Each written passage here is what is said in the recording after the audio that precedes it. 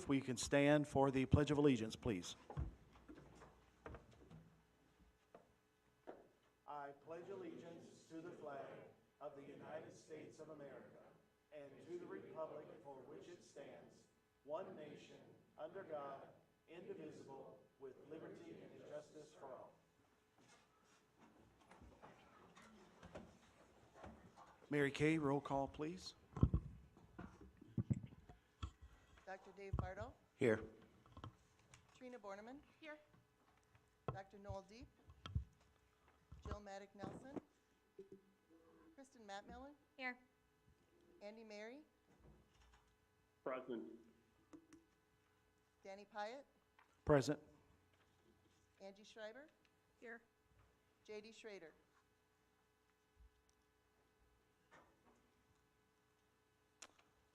Okay, just to remind everybody, as we are meeting tonight to permit fair and orderly public expression, the board shall provide a period for public participation at every regular meeting of the board and publish rules to govern such participation in board meetings. The presiding officer of each board meeting at which public participation is permitted shall administer the rules of the board for its conduct.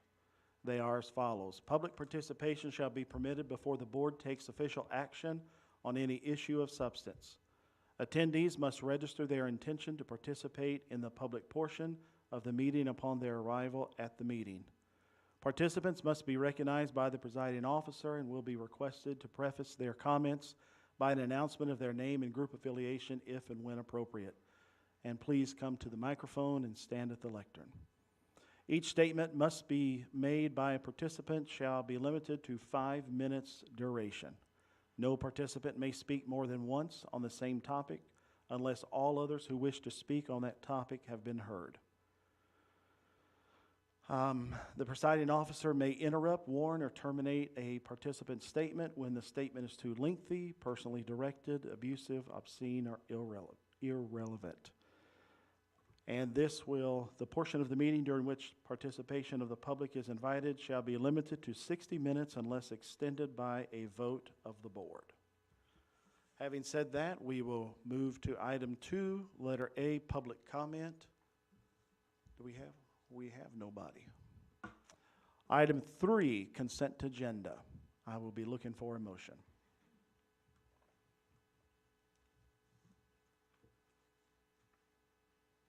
I move the board approve the agenda minutes from July 18th, 2022, Board of Education meeting, financial reports for July 2022, consideration of current bills, checks number 6056 to 6126 in the amount of $696,205.19. ACHs number 222300052 dash number 222300125 in the amount of $901,703.32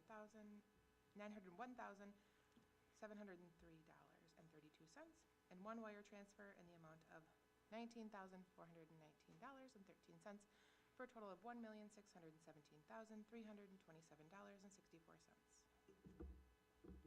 Second. Motion has been made and seconded. Any discussion? Mary Kay, I would like for the minutes to reflect, I recuse myself from ACH number 222300112. Any other discussion? Hearing no discussion, roll call vote, please. Bardo. I will abstain on check number 6101 and vote yes on the remaining. Borneman. Yes. Mattmiller. Yes. Mary. Yes. Schreiber. Yes. Pyatt. Yes. And the motion carries. Item number 4, new business. Letter A, Finance Committee report. Dr. Bardo will give a report of the Finance Committee.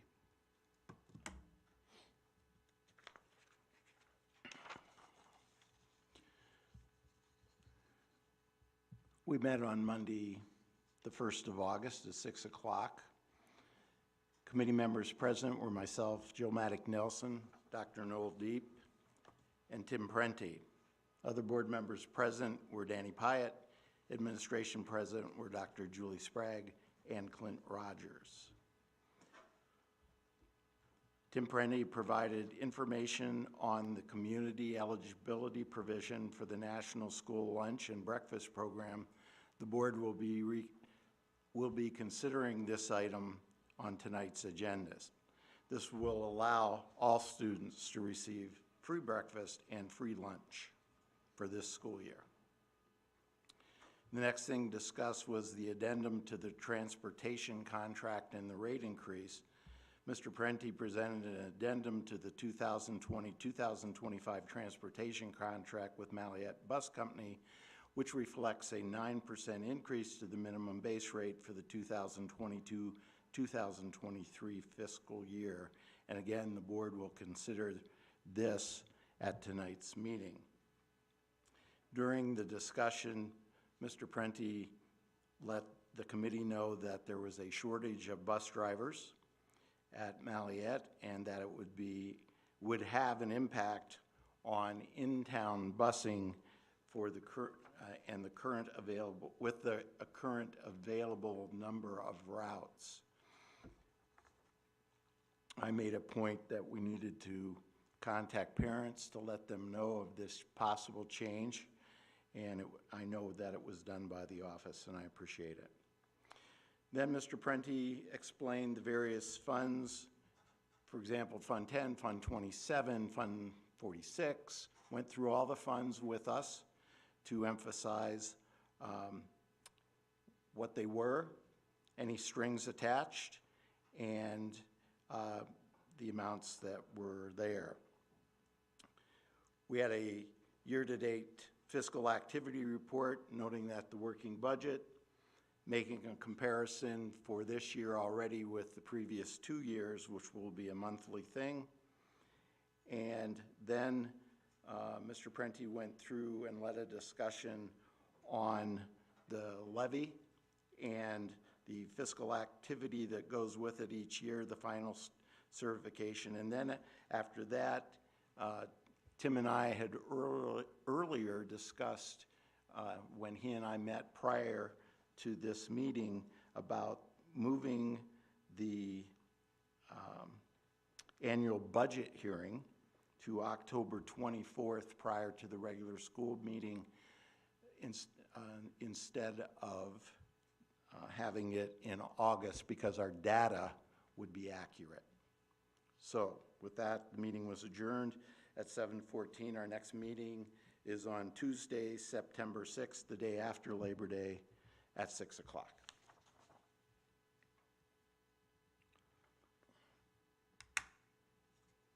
Okay, is there a motion to approve the minutes from the August 1 Finance Committee meeting? I so move. Motion's been made. Second. Motion's made and seconded. All in favor of approving the minutes from the August 1 Finance Committee meeting, let it be known by saying aye. Aye. Aye. Opposed, nay. And then it's carried. Letter B, the Curriculum and Instruction Committee. If it would be okay with the board, the chairman of that committee is running a little late tonight. We'll be here. If we can move that to the end of the committee reports, would that be okay, permissible by all the board members? Andy, I can't see if your head is shaking. Are you okay with that? Yeah. Okay, thank you. Then we'll move on to letter C, the Building and Grounds Committee report. And Angie Schreiber, the committee chairman, will give the report for that. Thanks, Danny. So Building and Grounds, we met on August 11th, and Tim Prenti presented us the 2014 CISA 10 faculty audit report, as Jake was not able to attend. And as we discussed things and went through that report, Tim explained that we are spending more on maintenance than other districts, as well as noting that Jake has a monthly budget of $12,000 for maintenance repairs. We discussed a little, couple of things regarding the high school. In 2014, the HAVAC was priority. However, the ventilation was not during that time. And this, as Tim explained, this is because more fresh air ventilation would equate to a higher utility cost. And he also mentioned that the high school HVAC system is inefficient because the charges are based on time of use. Meaning when the system runs during peak hours, such as like daytime air conditioning, the cost is 10 times more than the regular rate. Rooms in the inner block are the only ones that are heated and air conditioned, which creates an extreme environment for both staff and students because they go from a hot room to a really cold room and vice versa. And the reason they did that was in the years past, they thought the exterior rooms could open their windows to help cool the room down, but it still is not efficiently running. I brought up the fact that DPI highly recommended upgrades to the HVAC and ventilation systems in the 2021 DPI report, and that there were funds available to help facilitate this. And then we discussed about how other districts, such as Wausau, are also looking at upgrading their ventilation with air filters and going to a 1214 rated filter, which I don't remember what size we're using now, but it's really thin, like you can see basically right through it, so it doesn't stop any kind of germs, anything. Let's see. We talked a little bit about the middle school. Tim explained that the windows at the middle school were Pella windows that were installed back in the 80s, and the windows have blinds inside the panels, so instead of having the gas and being as energy efficient as a window can be, they don't have anything because of the blinds. And the blinds are really old from the 80s, and so they're being worn out as well. Jake has hired an architect firm to provide the best and most efficient windows for upgrading the entire middle school building. We discussed how much the bathroom remodeling costs estimates were and why the cost was so high, and if toilets kind of really needed to be replaced because the toilet is kind of a toilet. But then Tim also explained that that replacing the current toilets with tankless toilets would be more cost effective, and he said that the elementary schools use the same amount of water as the pool. So I found that pretty interesting. We talked about how the the utilities are buried under the concrete surrounding the buildings, so it makes it hard to I'm sorry to interrupt you, they can't hear you. Somebody texted saying Oh. you can speak into it. Yeah, thank you, whoever said that.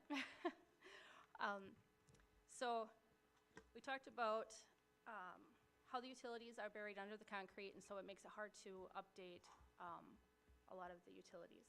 For example, the HVAC system was ran through the roof, or through the attic rather, which now is causing problems with ice damming because of having it there instead of ventilated outside directly. Let's see.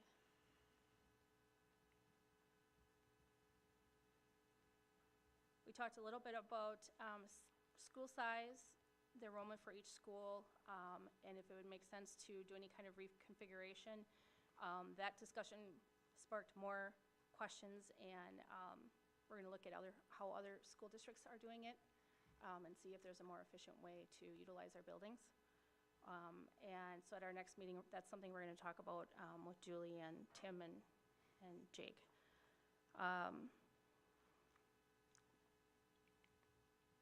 And then lastly, we discussed electronic voting system. Jake had found a couple of different options for us, and Tim presented it to us, and that is something that is on the agenda for tonight for action. It's something that where we would all put in our votes simultaneously, and then Mary Kay would flip the button, and you'd be able to see all the votes up on the screen, and it would be recorded that way, as well as Mary Kay's paper notes, I guess. So yeah. Our next committee meeting is Monday, September 12th at 6 PM. And everybody is welcome to attend if you'd like. Okay, I'll look for a motion to approve the minutes from August 8 Building and Grounds Committee report. I move to approve the minutes from August 8th Building and Grounds Committee report. Second. Motion's been made and seconded. Any further discussion? Hearing no discussion, all in favor of accepting those minutes from the August 8, 2022 Building and Grounds Committee report, let it be known by saying aye. Aye. Opposed, nay. And the motion carries. We will move on to letter D, the Pupil Service Special Education Committee report. Kristen Matt Miller is the chairman of that committee, and she will give the report. All right, so we also met on August 8th. All 3 committee members were present, in addition with Julie and Heidi and Mr. Pyatt. Heidi gave a very informative presentation on individualized education plans that are specific to every person within special education. Highlights included that a few years ago there was concern with identifying too many people within specific groups. With our updated data, that is no longer a concern. Our current statistics are in line with the rest of the nation, which I believe to be quite important. Highlights included as well increased ELA proficiency and also increased educational environment. I'm still working on my acronyms, I'm getting there. Which means in class time, we're currently at a 75%, and Heidi's goal is 80%. It was a very in-depth presentation, which we all appreciated. And then we set our next meeting date for September 12th as well. Okay, I'm looking for a motion to approve the minutes from the August 8, 2022 Pupil Service Special Education Committee meeting. I move to approve the minutes from the August 8th Pupil Services Special Education meeting. Second. Motion's been made and seconded. Any further discussion? I just want to say that it is like drinking from a fire hose, trying to learn all the acronyms and get a grip on that whole sector. I don't know however you want to say that, but it is pretty extensive. So, yes. So Kristen and I did a lot of work trying to figure out what everything meant and researching, and yeah. So just wanted to let you guys know that. Any other discussion? Okay, motion has been made and seconded. All in favor of accepting the minutes from the Pupil Services Special Education Committee meeting on August 8, 2022, let it be known by saying aye. Aye. Aye. And opposed, nay. And the motion carries. I did receive a message that Mrs. Maddock Nelson will be here at 7:20. So I would like to make a comment about the committee structure. Whenever the committee structure started, Dr. Sprague and I had a conversation about whether we are going to go live with the committee structure or record the committee structure. We conferred with Dean Dietrich, our school attorney, and his recommendation was to not record, that most school districts that he handles does not record committee meetings. And interestingly enough, a lot of schools are going away from the live for all meetings and just recording meetings and posting them later. We still do our board meetings live. So after talking with Dean, we made the decision that we was not going to record any of the committee meetings. However, since the first of this month, she's received phone calls and emails. I've received phone calls and emails, and I'm sure some board members have received phone calls and emails. So beginning next month, we will be recording, not going live, but we will record all the committee meetings, and then they will be posted on the school's website the very next day, correct? I don't want to speak out of turn. I got it. Yes, we got a nod from Dustin. They'll be recorded and put on the school's website the very next day. I do want to say for the Finance Committee, Tim did an awesome job talking about all of the different funds that we have and gave a great non-schoolese. Is that what you said, Dr. That's Arnold? what I asked for. Non-schoolese definition of all of the funds, and that is actually going to be at some point on the school's website, so everybody knows, the community knows what Fund 10, Fund 80, and all the different funds, what they're used for, what their purpose is. And then I will say the next week that Heidi did a great job giving all of the acronyms, because I've been on the board a little while, and not as long as Andy, but I still didn't have all the acronyms down, and I think sometimes we have way too many, and Heidi just talks in a language all her own with acronyms. And Megan was there too to help with that. So, and we will get those acronyms on the school board, on the school's website as well, so that way the community begins to know what all of the acronyms stand for. Okay? We're going to move on to item E, the Strategic Planning Task Force report. And Dr. Sprague is going to give a report of where we are with the strategic planning and where we're headed to. Okay, thank you. So we met approximately five times. We had approximately 50 people there, between 40 and 50 each time.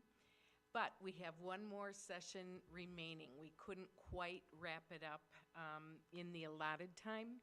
Part of it, as you see on slide 2, it was important, as it is with every strategic planning process, to take a look at mission and vision.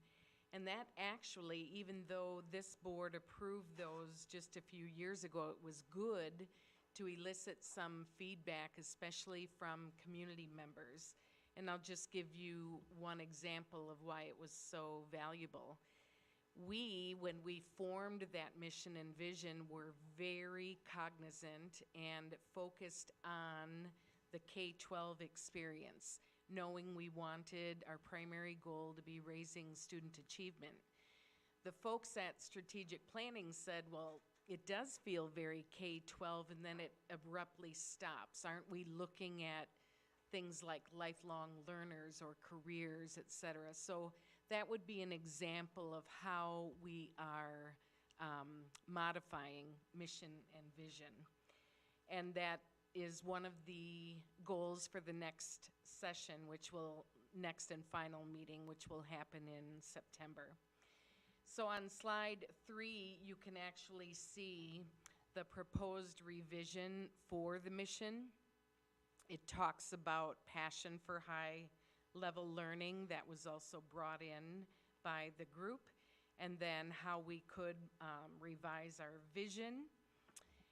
And then there's more to strategic planning after that, as you all understand. And the best way I can describe it comes right from our facilitator, Lori Miller, from the Donovan Group. She says that the Strategic Planning Task Force provides the roadmap as to where the district is headed, or the direction. And then really from there, it's the work of the staff to put it together in goal formulas, basically, and bring those to the board and ask for approval. So you can see on slide 5 the top strategic priorities. There were a lot there. The numbers listed after each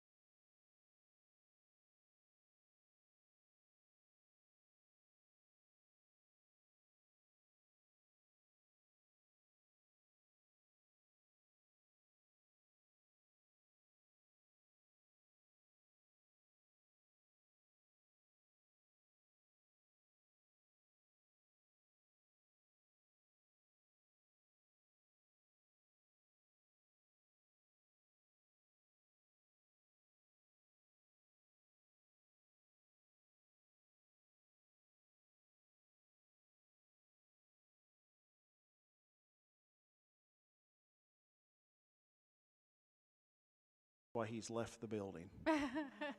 But it is recorded, and it will be put on after the recording. Correct? Okay. If Yep. we've lost sound, I don't know if they would still come. Tim, can you help me with that? I don't know. Dustin, are you working on the sound? Okay. Okay. We rely so much on technology in today's world.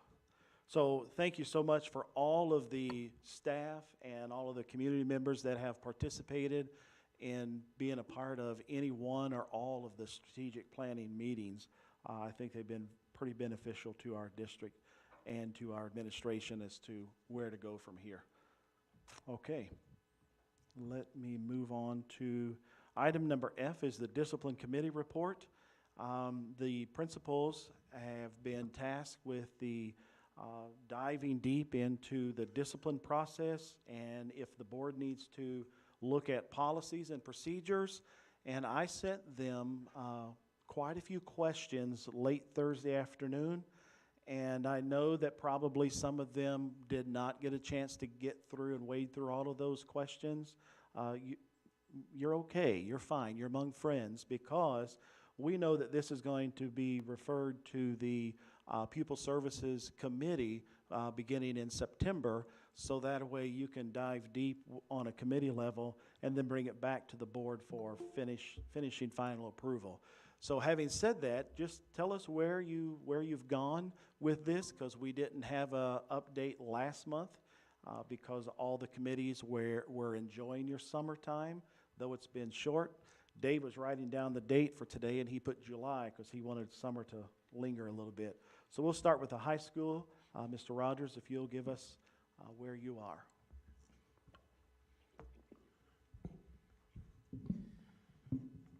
All right, we met on August 11th, and we had 9 staff there. We had 5 teaching staff, 1 support staff, and 3 administrators there.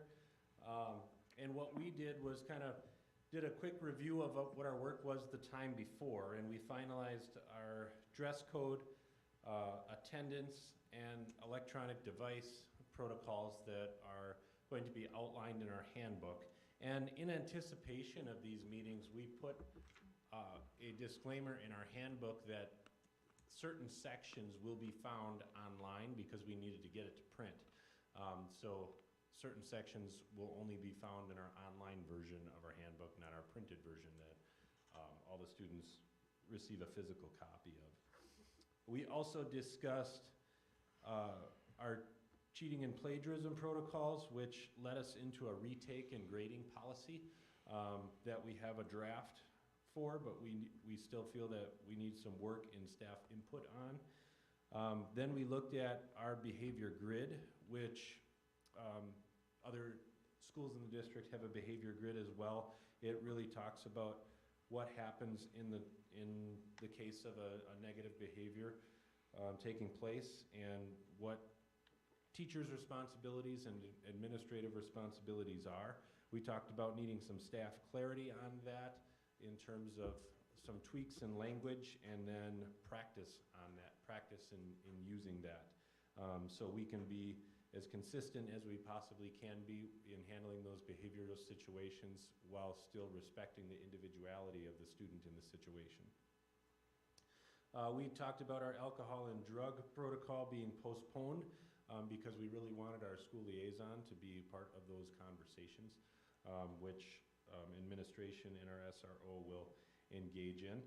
And then we considered adopting a flow chart similar to the middle school and to give staff on clarity of that majors and minors, which leads into the behavior grid discussion as well in terms of administrative handled situations and classroom teacher handled situations, and really delineating what those are. Yeah. What questions do you have for me at the high school? Go for it. I just want to mention that not all the links are working properly. So, for example, I think I looked on the updated cell phone policy, and it linked to a Google Doc that you can't open. So, Okay. just a heads I up. will check those links. Yeah, you may want to check, just check that out, make sure those are all working. It's kind of ironic, the electronic device. I know. So I just wanted to let you know that. if you or any of the other board members find those links that are not working, let Mary Kay know as well, because she keeps the Neola policies updated, right? Yeah, let her know as well so she can check on that with Neola. When's the handbook going to be done? Parts of it are going to be done by Thursday, and parts of it are going to take a little longer, like the alcohol and drug piece.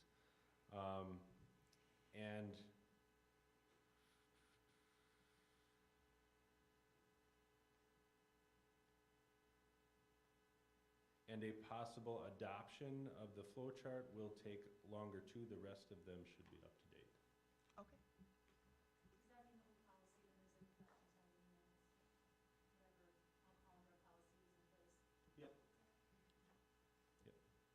I have one more question. I guess, so the updates that you've made regarding, like the behavior grid and the teacher administration responsibilities, is that falling in line with our current student code of conduct policy? Yes.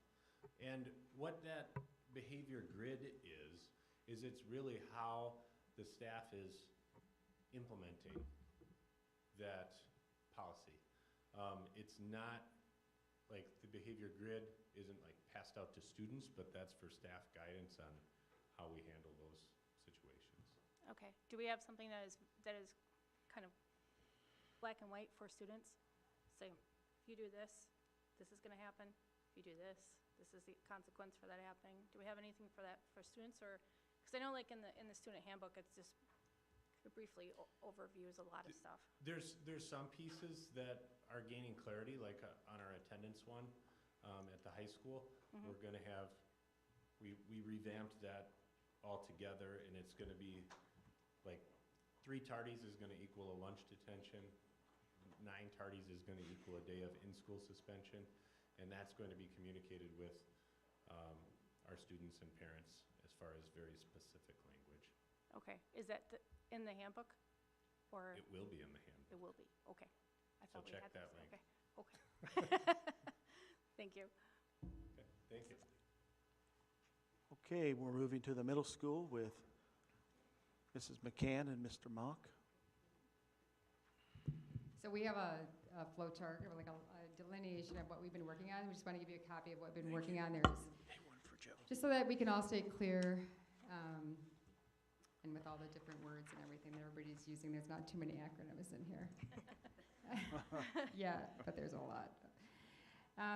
So Teal came on board. So on the bottom left, where you see the pink, that is, on June 14th was the last time that we came to the school board and talked about, we haven't had a chance to really talk with our staff, because I think one of the directives was, how do you get all of your staff involved in this? We have not got every single staff involved in this at this point. We are all working off of committees at every level. So after that, then Teal was brought on as our assistant principal, and I really felt it was imperative that he and I took some time looking through some of the policies that we have that either do align with the school board, or maybe there's some that are a little morphed, because now at a middle school with 4th and 5th grade, it does look a little different. So we spent a lot of time, starting the week of July 18th, just really reviewing the handbook. We went to the link on the school website, and let's look at some of the school policies. So we've been digging into that also. Then after that, we were able to get the high school information. So like on July 25th, then we met with our administrative assistant had received the high school handbook, and we took a look at that. The middle school, we've always really pared it down a lot, and we look at the high school, it's like, whoa, there's a lot of information in there.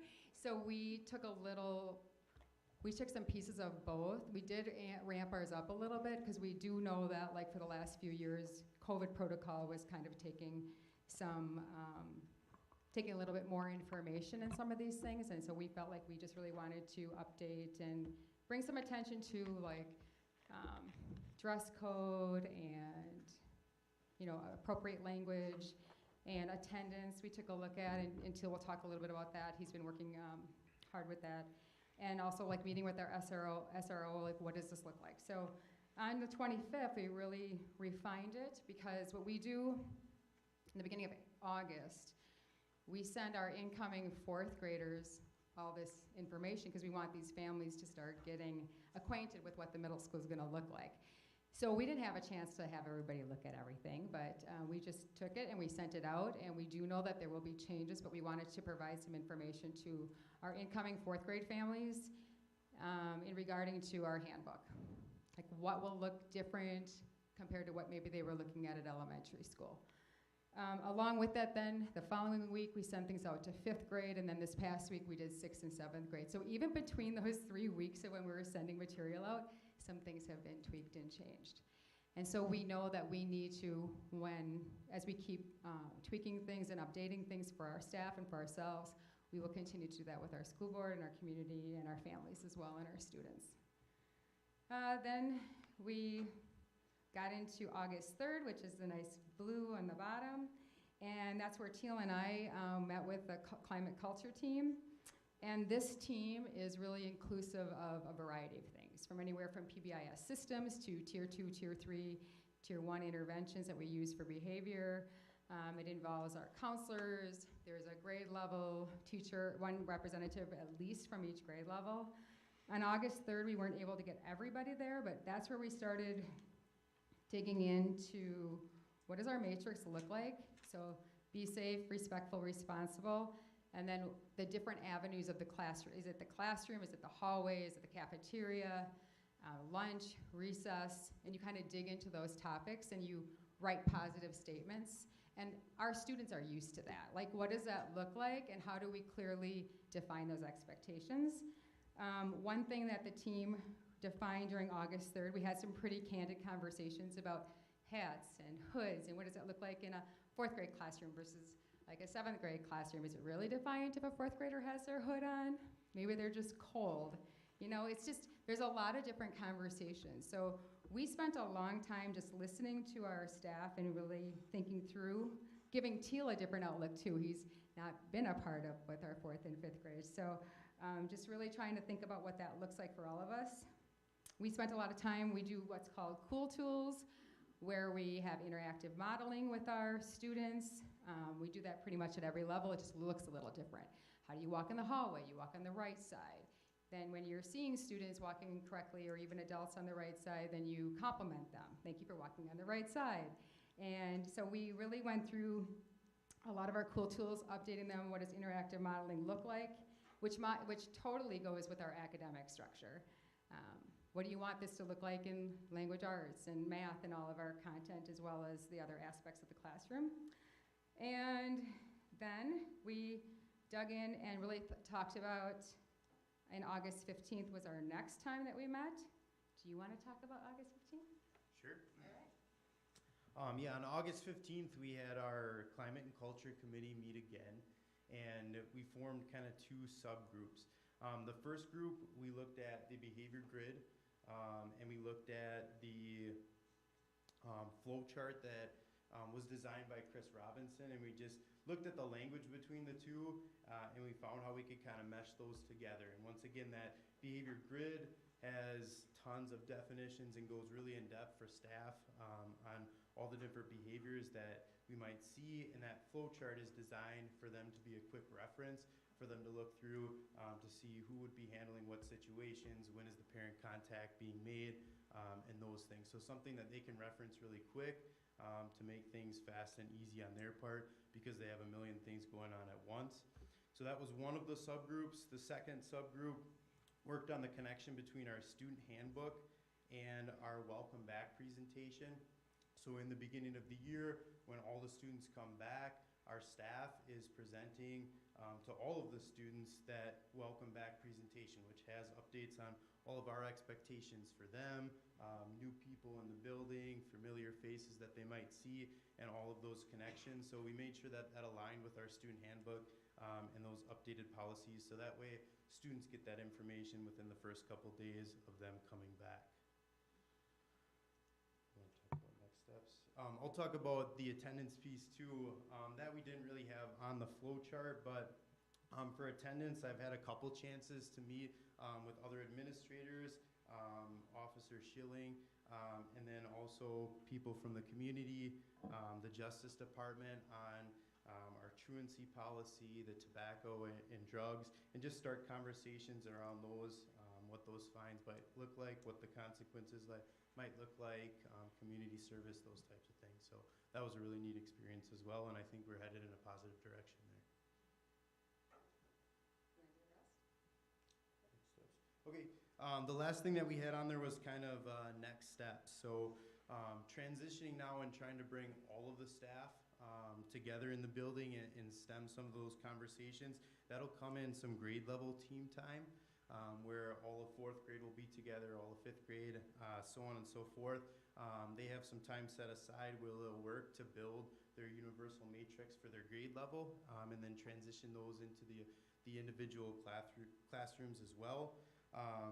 We met with our SRO officer for consistency. We got a chance to meet with the high school. Heather talked a little bit about that, and kind of meshing those handbooks together so that it's more universal going for all the way through 12. And then we also are going to continue to have conversations with all of our staff, hoping to move us forward. What kind of questions do you guys have for us? I do like the concept of the middle school and the high school working together to mesh this together, because then it sends consistency from 4th grade all the way through both buildings, so that way it's not an abrupt change at 8th grade going in. That's a great plan. And I'm sure that the elementaries are lining up, bringing their aspect coming up to the middle school. That way there's consistency across from K-12. We haven't had a chance to meet too much of the elementary yet, but Yep. we have a baseline of that information, but we definitely need to find some time to have a complete vertical alignment. A lot of our work does stem from the district PBIS team, because they're looking at the systems and they're auditing, like what's working well, they're looking at data, and they do lead the conversations that flow into each of our individual schools, but it would be very beneficial to have all of us together. Absolutely. I just want to mention Sure. that, has there been any more details provided on the bus? Expectations, consequences for, if there's bullying going on the bus, the fact that, it's not in our capacity to have to give a way to get to school, that it has to be, if the kid is kicked off the bus for misbehavior, then it's the parent's responsibility to get that child to school. Yeah, so very similar to how we would go through it, and we kind of have done this for classroom expectations and going through those with students on a consistent basis. Heather kind of set that up right in the beginning of the year for those bus expectations as well. So our 4th graders are utilizing a couple of buses to do something. So during that time, we planned that the buses would just come a little bit early. And then we're going to go through bus expectations, have all the classes get on those buses. We'll go through bus expectations with all the classes before 4th grade gets on it and goes on their field trip, just to save time from the bus company, but also very important to get those bus expectations in as well. Yeah, and I think that's important for elementary, middle school, and the high school to do that, and to have it in black and white policies that are easily found online, easily found in the student handbook. So if something does happen, you can reference back to it and say, this is our current policy. Well, we've been working with the bus company, and there is direct contact. If there's something going on, they're communicating with every building principal immediately. They may share videos, and then we talk through, what does this look like? What does this look like for that bus driver and for the safety of our students and everybody involved in it? And I feel, it's hard being a bus driver like anything else, but I really do feel like we're trying to figure out what that looks like and how we can support each other. We've had students that have been taken off the bus for a period of time. We've had meetings where we've brought in bus drivers and we've all met as a team, what can we do? We've talked about seating arrangements. Sometimes You know, we start out loose and then we have to figure out how to get tight. Like, it's better to be tight and then loosen up. And that's kind of an old school rule, but we don't always follow that. And I think we just have to keep supporting each other because it's hard to find teachers, it's hard to find bus drivers. When we support each other, it's going to be a lot easier. But we all have very fluent conversations. Many times it's a high school student with a middle school student, with an elementary student that's having there could be a conflict, right? Or something is being seen that's inappropriate. And that was part of the conversation with the SRO and different people today, like if we get these videos, and what are the conversations that follow from that? There's a lot of investigating, like a video isn't as clear as you think it to be when it's coming from a bus, right? And then you talk to everybody involved as much as you can, and you try to figure out what the real problem is or how we could try to solve it. Sure. I guess what I was trying to say was, well, everybody that works in the district knows the ins and outs of it. The parents are looking in and they don't realize that what the steps are to, you know, when something does happen on the bus with their kid, what should they do? It's not easily found. It's not. It's not easily found on our website. It's not in the handbook. It just says you're supposed to basically behave. Well, what does that look like? Well, we have we've worked through the bus company and worked through bus expectations. But like, none of this just stops at the beginning of the year and, oh yeah, you're gonna have a great year. You're gonna know how to behave on the bus. Like, we all intentionally put these in our calendars after breaks, or if we're seeing our data that's skyrocketing, like, that's the intention. If we're seeing something, then what are we gonna do, and what are maybe if that means we have to stop and we have to learn how to line up and come back in, you probably don't do that at high school, but we will do it at the middle school level, and the elementary does too. But there's ways to have your students involved. Your students are part of the voice, and they're not happy if they're not able to learn, or if they're feeling unsafe in the hallway. Like, we have to listen to what that sounds like too.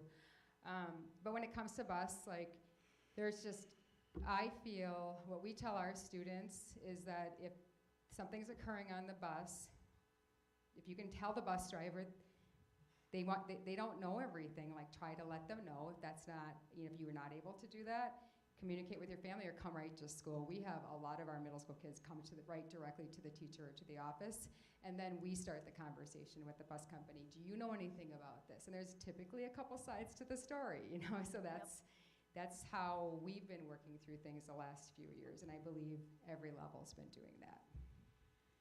So when in doubt, contact the office or the bus company, whichever they feel most comfortable with. Any other questions for the middle school? No? Okay, moving on to the elementary. Donna, are you going to speak for all, or both of you? Rachel, both are going to tag team.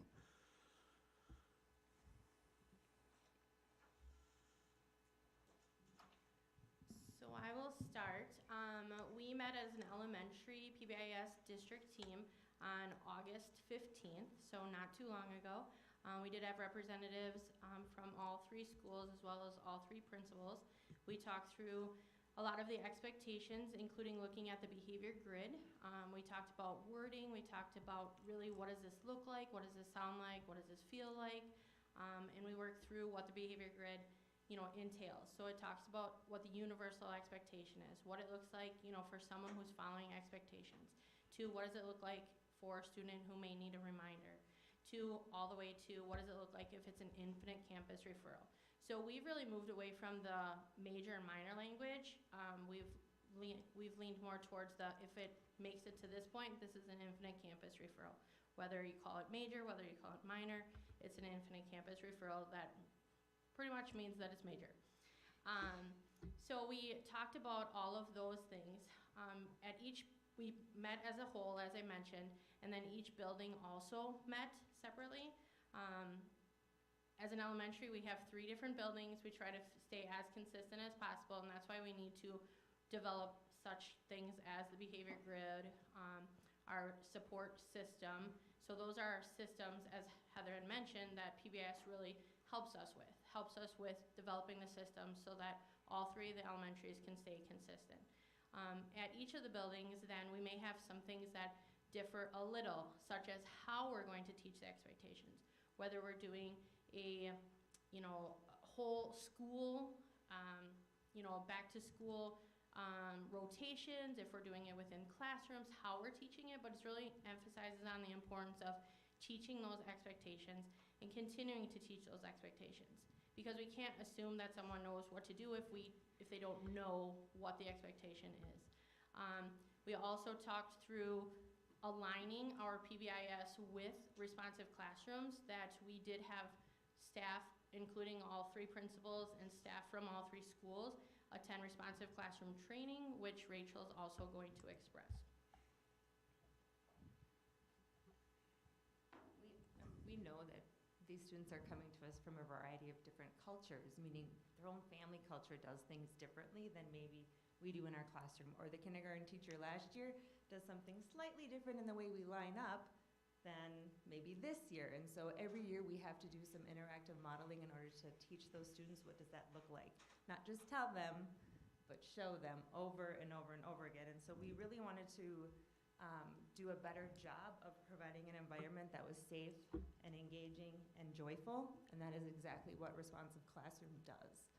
It's been around for over 30 years. It's evidence-based approach to teaching and discipline. And I'm not sure if some of you know that the word discipline comes from disciplina, which means to learn. And so that's really what we're taking an approach to it at the elementary level. Our classroom teachers came back super engaged, really excited to put some of these practices into place so that they can provide that environment that's safe and that really tailors to the development of the kids in their room. We learned about the development of certain age groups. For example, first grade has 6-year-olds and they have 7-year-olds in their room. And those 2 age groups are very, very different developmentally. So for instance, 6-year-olds like to be up, they like to be moving, they like to move between activities a lot, where a 7-year-old likes to be in their little space. They want to have maybe their tray in their desk or their little cubby. And so you've got these 2 completely different levels of students developmentally in your room, not only taking on, students with trauma who may have development of like a 5-year-old, even though they're with these 6 and 7-year-olds. So we really want to take some time to really have our staff look at those developmental levels. We didn't know that 6-year-olds like chew their shirt. Doesn't mean they're anxious. They're getting their 6-year-old molars. Like, it's perfectly normal to do that. So just those types of things so that we can be more empathetic to what the students are going through. So we're putting those practices into place starting this year, and we hope to have more staff trained in the future so that those students know and understand what is expected of them through that interactive modeling and that safe, joyful, engaging environment. Okay, thank you. Any questions for Donna or Rachel for the elementary level? All right, hearing no questions, thanks to all of the principals for their work thus far. Just keep in mind that the committee, Kristen, your committee meets on September the 12th at 7:30? Yes, 7:30. So the questions that was emailed out to you on Thursday, be ready to dive into those questions at the meeting on the 12th. Kristen will have those questions as well, so that way everybody can talk about and discuss and go from point A to point B. Okay, thank you so much for all of your hard work thus far. So we will back the cart just a little bit to go to item B, to Curriculum Instruction Committee Report. And Mrs. Maddock Nelson is the chairman of that committee, and I'll ask her to give the report, please. Sure. So under new business, the bulk of the time for this community meeting was spent discussing COVID and discussion around how to respond to COVID going into the upcoming school year. So that included various discussions around the current COVID procedures and options, and determination to bring COVID to the board tonight for possible action. I would note that it wasn't unanimous for the committee members in terms of what the recommendation to the board would be. And so that's fair to share as well. the curriculum cycle update, we did table that, unfortunately, due to a lot of time spent on the COVID update and wanting to make sure that we had, we were able to give Ms. Dems adequate time to explain and talk and discuss the curriculum cycle, since we had tabled that in a prior board meeting as well. And then Mr. Zamzow presented on the summer school, and provided a thorough recap. And then we concluded with the approved resource order update from Ms. Dems, which would be the resources we recently approved and purchased and the implementation process of those. So Ms. Dems, can you confirm with me, is it Science Amplify 6 to 8 that we're waiting on materials? We have just a couple, not just only that, but also some, Can you use the mic? Sorry. I'm sorry, I forgot about that too.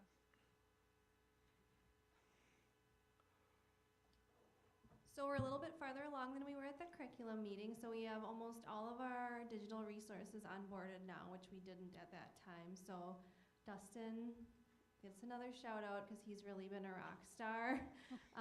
I couldn't load all those software things myself, so he does all of that heavy lifting pretty much. But we're waiting for some Amplify Science resources. We have about half of those, and then there's also, there was a concern about McGraw-Hill at that time, but that has alleviated. We actually received all of our resources, and there's a few content areas we're waiting for with the 912 science purchase at this point, and it's slated to come on September 2nd. So a lot of work that was being done and plans in place, and working with the companies if the material didn't arrive to have physical hard copies of the materials so that we could continue to move forward. So a lot of work being done. Thank you. Yep, thank you. Okay, I'm looking for a motion for the minutes of the August 1 Curriculum Instruction Committee meeting. I move the board approve the minutes from the August 1st Curriculum Instruction Committee meeting. Second. Motion's been made and seconded. Any other discussion from this committee?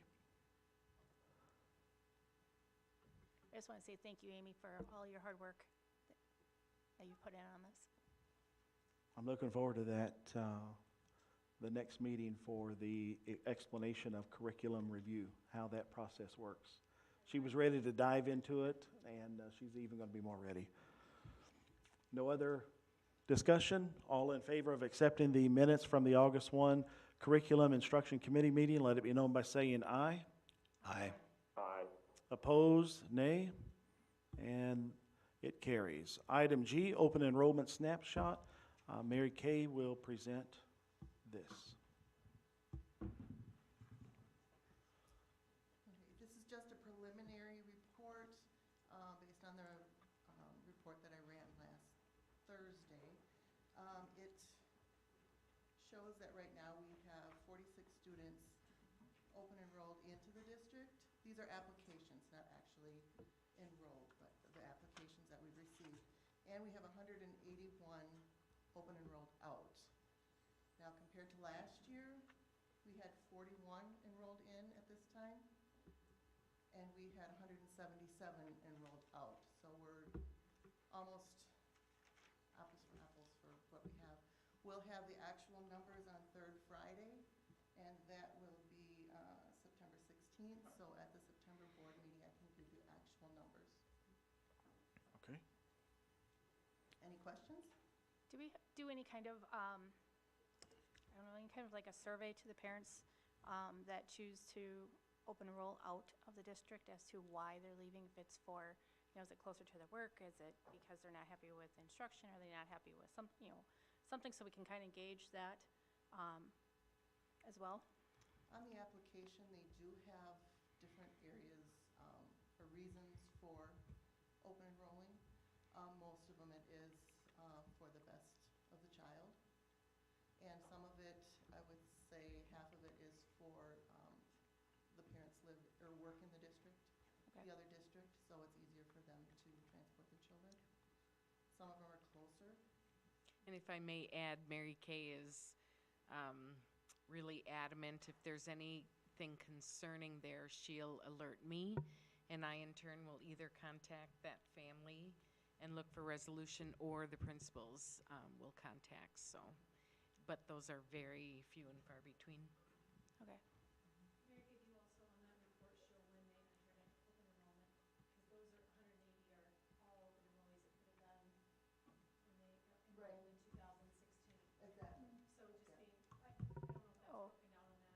Right, it does show that this year we had 12 new for 22-23 so far, open enrolled in, and we had 50 open enrolled out for 22-23. So those are new for this year? Those are what new you're for saying. this year. Okay. Yep. Yep. We did have quite a few throughout last year that withdrew from open enrollment and did come back to the district too, so I think that's why the number is so close. Does it With all also the new show ones. that school goes to? Do we have a lot that go to virtual? That's, Outside yes, yep. Mhm. Those are the Grantsburg, McFarland's, those are virtuals. Okay, thank you. Does the board have any other questions for Mary Kay? Thank you, Mary Kay. Mr. President, I just have one question. Mary Kay, if students come back into our district after third Friday, who gets to count them for the purposes of money? Good question, Andy. Tim's over here. You say money, I look at Tim. So Andy, that's a good question, but third Friday count is that sets the revenue limit formula. So that's kind of like sets what we can either get state aided based on plus the levy.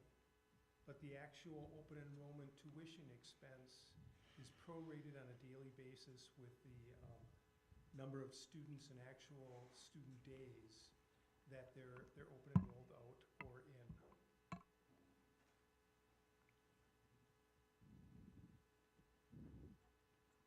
Any other questions? Okay, moving on to item 5, board action, letter A, consideration to approve community eligibility provision for food service. I will be looking for a motion. I move the board authorize administration to submit an application for the community eligibility provision at East Elementary, North Elementary, West Elementary, Antigo Middle School, and Antigo High School to the Department of Public Instruction, with the understanding that any shortfall in operational revenues will be covered using Fund 50 excess cash balance. Second. Motion's been made and second. Any further discussion? Tim, do you want to give just a short, like you did, well, you gave along with us, but since, 3 of us were with you, or 4 actually, but. So briefly, what happens is there's, they call it an ISP number, so identified student, I can't remember. Anyway, what it's based off of is direct certification. So by building, they're looking at the number of direct students that certify, they're using a multiplication factor, and that determines your reimbursement rate. And if we join the community eligibility provision program, we get a much higher reimbursement rate, but we cannot collect for paid lunches. And it appears that this year we have, there's a new baseline that the Department of Education is going to reimburse the state on for the lunch program. So it's a little, either program we would be doing fiscally better for, but it looks like we'll have a shortfall when we compare apples to oranges of about between $90,000 and $100,000. That's not to say that we will be operating in the red. It's just saying our revenue stream, the revenue side of it's going to be less under community eligibility, but there are no paid lunches. The program includes lunch and breakfast. It doesn't include the milk program. Tim, so the board hears that the fund balance in Fund 50, approximately. I think, Dave, off the top of my head, I think it was like $1.2 million. or Yeah, something. that's what I It's- think. Yeah. So, and you had told us that DPI wants our fund balance to be at? No more than 3 months operating expenses, and right now we're at about a year. So we have to have a plan to spend down that excess cash balance. This would be part of that DPI plan. And that spend down must remain with the food service. It has to remain with the food service, correct? Trina's got a question. Are they still accepting applications? Or is there a waiver or something that I didn't see? They're accepting applications until the end of the month. Got it, okay. Any other questions? Hearing no questions, Mary Kay, roll call vote, please. Borneman, Yes. Maddox Nelson, Yes. Matt Miller, Yes. Mary, Yes. Schreiber, Yes. Bartle, Yes. Hyatt, Yes.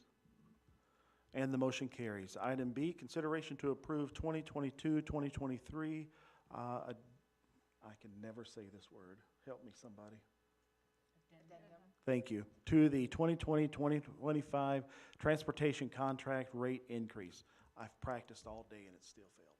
I move the board approve the addendum to the transportation contract between the district and Maliette Bus Company Incorporated for the 2022-23 school year, resulting in a rate increase of 9%. Second.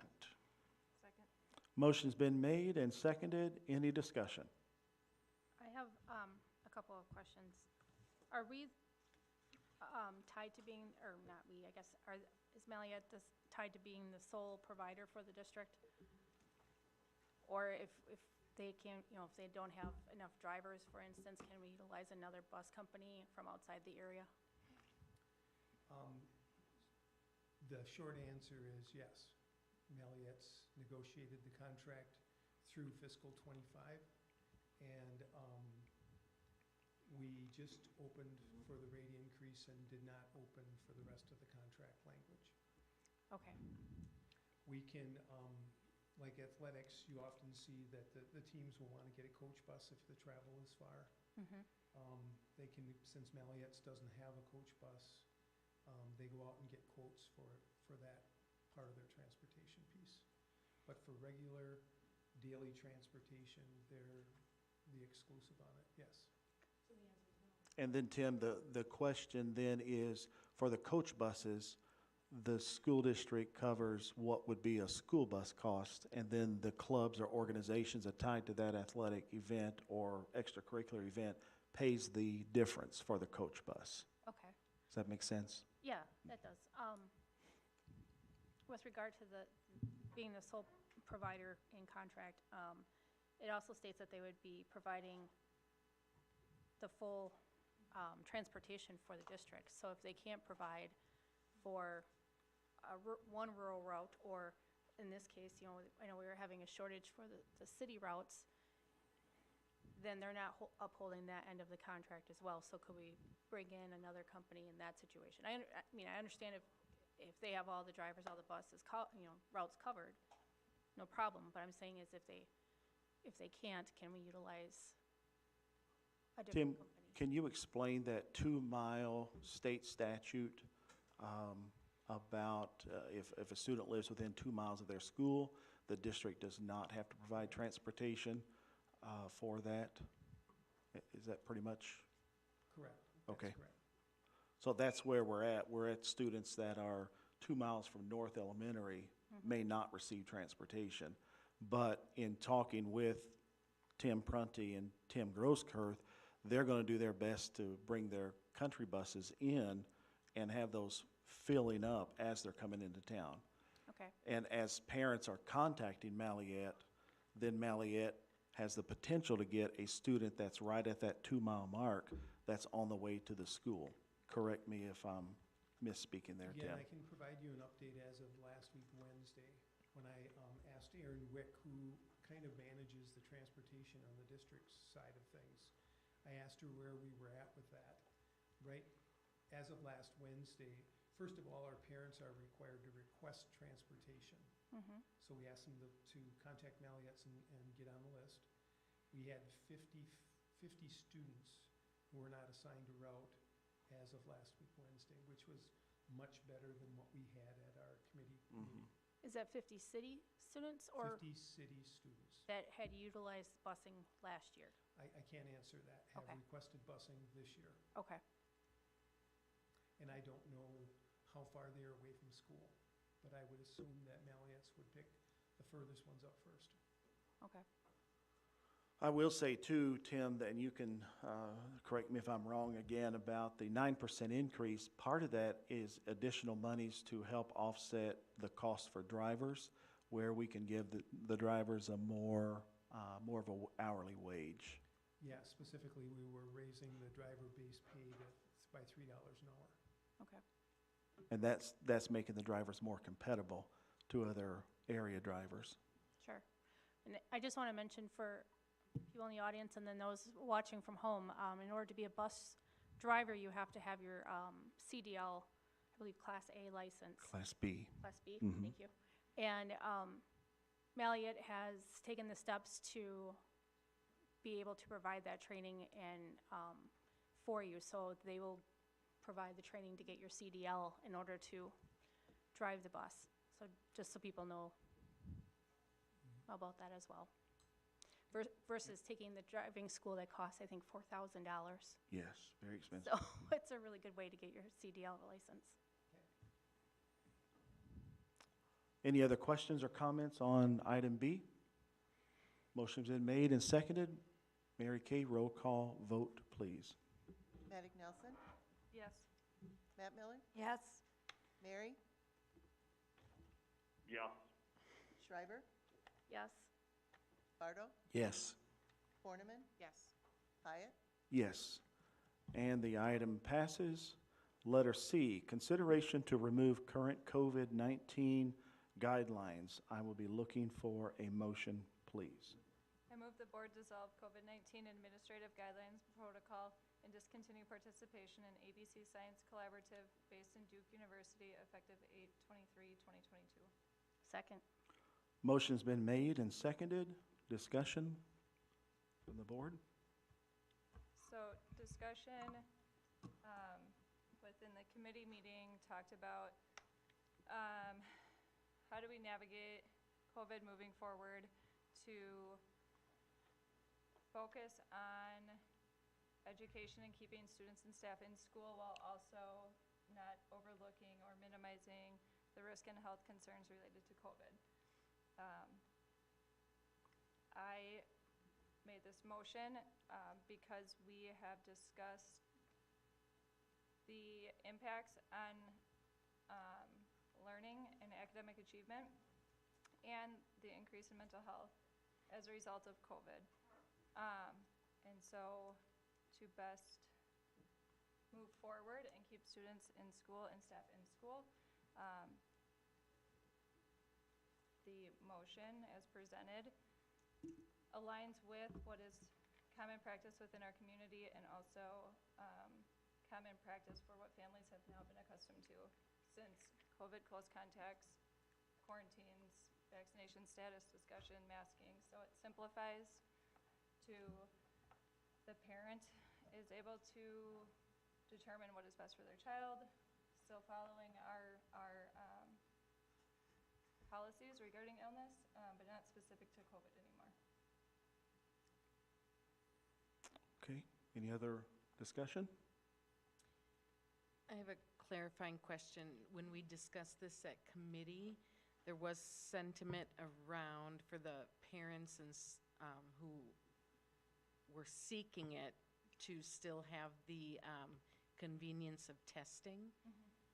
Is that still allowable should this motion pass? You could go to the county and get free testing.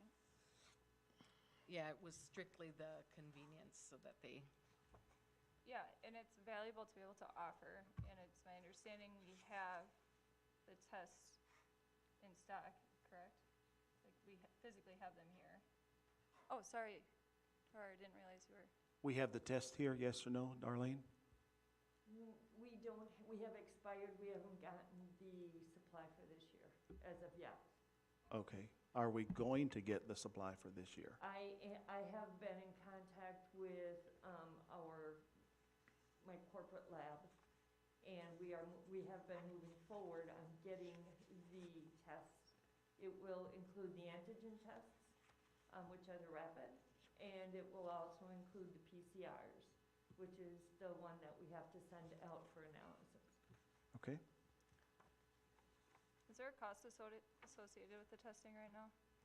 There is, well, there's not a cost, as of this point that I know of. I know Public Health does free testing, every Wednesday morning.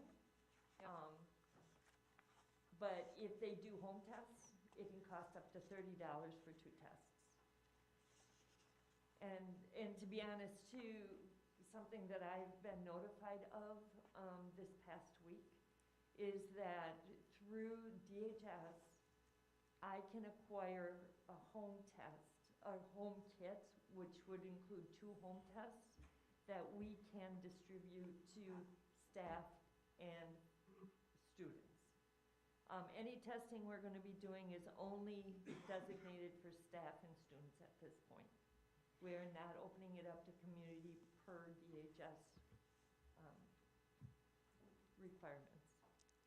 So you're saying that the home test kit that you just spoke about would be at no cost? They would be at no cost. I have not ordered them. They, as of the 18th is when the order, I believe, we were able to put in the order. And again, I could order enough to potentially give out to every student and every staff member in the district. And that deal, if you will, was made to all public school districts. It's to all public schools. I guess my opinion on this is I wouldn't be opposed to having some on hand, but I don't think we need to order a massive amount to cover every student, every staff member in the district. Again, we do have the county resource that, like you said, does offer testing on Wednesdays. I think that if we had some for parents that couldn't get to, the county office to get it done, that would be appropriate if they really wanted it. I would not be pushing it at all. But if they asked for it, I think we should have a few on hand, but not a stockpile of them. And only if it's at no cost. I will say too, on Wednesday at the county office, there are not a lot of people that show up at that office any longer. Right. So we don't want to stockpile a whole bunch. In addition, all insurances are required to pay for them. So if they are getting an over-the-counter at-home test and they have insurance, they are required to get reimbursed. Another option. When Danny and I met with Dr. Sprague last Monday, she provided us with a document, and I'm just going to read. Actually, Dr. Bardo, I brought that. You brought it? Yeah, that wasn't her. Oh, well, then I apologize. I'm going to blame this on Danny. Blame it on me. Anyway, he brought something that with the new COVID-19 guidance from the CDC, which came out on the 11th of this month, those exposed to the virus are no longer required to quarantine. Unvaccinated people now have the same guidance as vaccinated people. Students can stay in class after being exposed to the virus, and it's no longer recommended to screen those without symptoms. Thank you for that, Dave. Danny, thank you. Okay, the motion on the floor is that we move the board dissolve COVID-19 administrative guidelines protocol, discontinue participation in ABC Science Collaborative based in Duke University, effective 8/23/2022. That is the motion that is on the floor, and it's been Mr. seconded. President? Yes, Andy. Can I just ask a couple questions? It's a little hard to understand you guys all the time, and I know how that is with the mics, but maybe this was mentioned, but the health guidelines that are attached here, were those for the second motion here, the alternative motion, or are they last year's guidelines? Those were for the second motion, if that motion would have been read. Yes, sir. Yeah, and I don't see anything unreasonable in those health guidelines. And I'd also just like to say that, you know, I've been tested several times. The easiest place to get a test is at the school, and it's also the best place to get a test. You get your results the fastest. You can correct me if I'm wrong on this, Darlene, but don't the home tests have a tendency to give a more negative results than the PCR test? If the rapid or the antigen tests are more accurate if you are symptomatic. If you are not symptomatic and you've been exposed and you want to know if you have contracted the virus, the PCR is more accurate.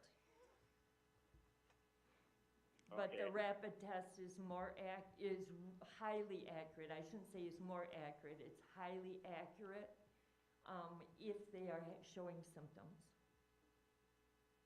Interesting. Hasn't been my experience. Okay, that's all I got. Thanks, Andy. The motion on the floor is what I read, and it was seconded. And however, the motion does not include the language where the school will be a provider for staff or students. The motion is on the floor as read. Any further discussion? Hearing no further discussion. Kristen? And my just concern is if students choose to wear a mask, is there an issue with the dress code? No. Okay. Yeah, Dr. Sprague did talk to us about that in our meeting, that there would be no issue with a medical face mask. Yeah. Mary Kay, roll call vote, please. Matt Miller, Yes. Mary, No. Schreiber, Yes. Bardo, Yes. Borneman, Yes. Maddox Nelson, Yes. Hyatt, Yes. And the motion carries. Item D, consideration to approve electronic voting system. I will be looking for a motion. I move the board approve the purchase of an electronic voting system from Mordita Interactive Solutions in the amount of $1,490. Second. Motion's been made and seconded. Any discussion on this motion? So we talked about this in building. and Jake, you grounds. want to come on over just in case? Yeah, and I was just gonna say, I'm gonna let Jake, provide a little bit of an update on this. Tim did a great job in your absence, but let's hear from you this time. Thank you, Tim. Yes. Yeah, so obviously you guys wanted to find some solution for a better voting system. I looked at what the county uses, I looked at what the city uses, looked at a number of different electronic, more, software type things. Those seem to be more taxing as far as yearly subscription or maintenance fees or software updates, things of that nature. This seemed to be the most reasonable one. It's a pretty easy standalone device, no wires. Basically, all you need is any Windows machine, and you can plug in the little receiver part into a USB port, and then all of the handhelds report to that machine.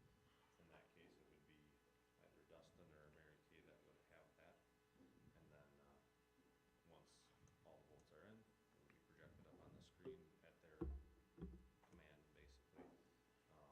And it would show the names and how they voted, either yay, nay, or abstain. Would it also go to that screen, because if it projects, it's behind us, and Dustin, will that system allow us to go there too? Well, that I don't know. My one concern, does it have to be a Windows machine? Currently, the board has Chromebooks. We don't know. So I believe it's a separate device, and then it plugs into, It works Windows, off of a yeah. laptop. I mean, so you're plugging it dongle into a laptop. Oh, just one. Great question. That's a good question. Want it up there too, if possible. Because it goes here, and it would be better for us to be able to see it, rather than turning around, if that's possible. Yeah, that should be. Okay. So Jake, whenever this came about, Ben Pierce, the chairman of the county Board of Supervisors, they actually ditched, for lack of a better word, got rid of their system because of the annual maintenance agreement that came with what they had. Correct me if I'm wrong, did I hear you say that there is no annual maintenance agreement for this? Correct. But in the future, if there's a equipment upgrade, that's what Tim, we had talked about at the meeting, that there could be an upgrade, as with all electronics, 5 years down the road. Correct. That could potentially be there. To answer your first question, yes, the county did get rid of their current system because of that, extremely expensive. And they did some research and they actually recommended that I look into this one as well. I talked with Judy Nagel about it.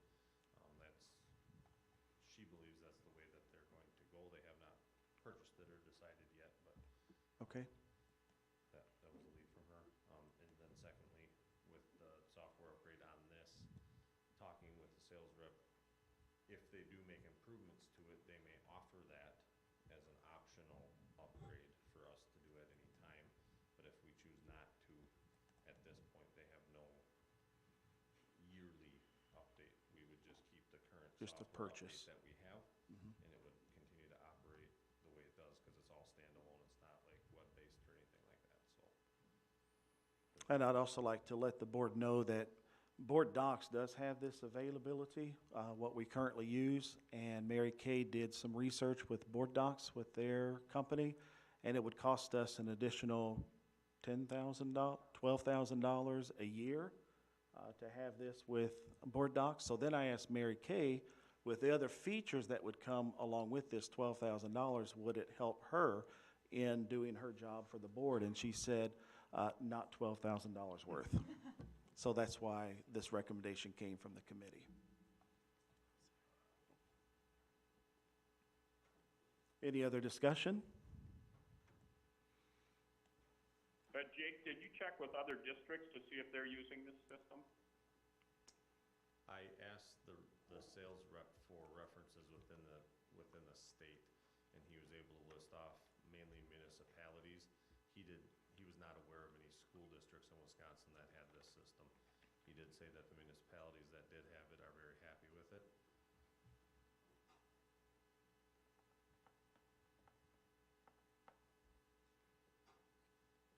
Any other discussion? I'm giving Andy time. I know what that's like to be on the phone.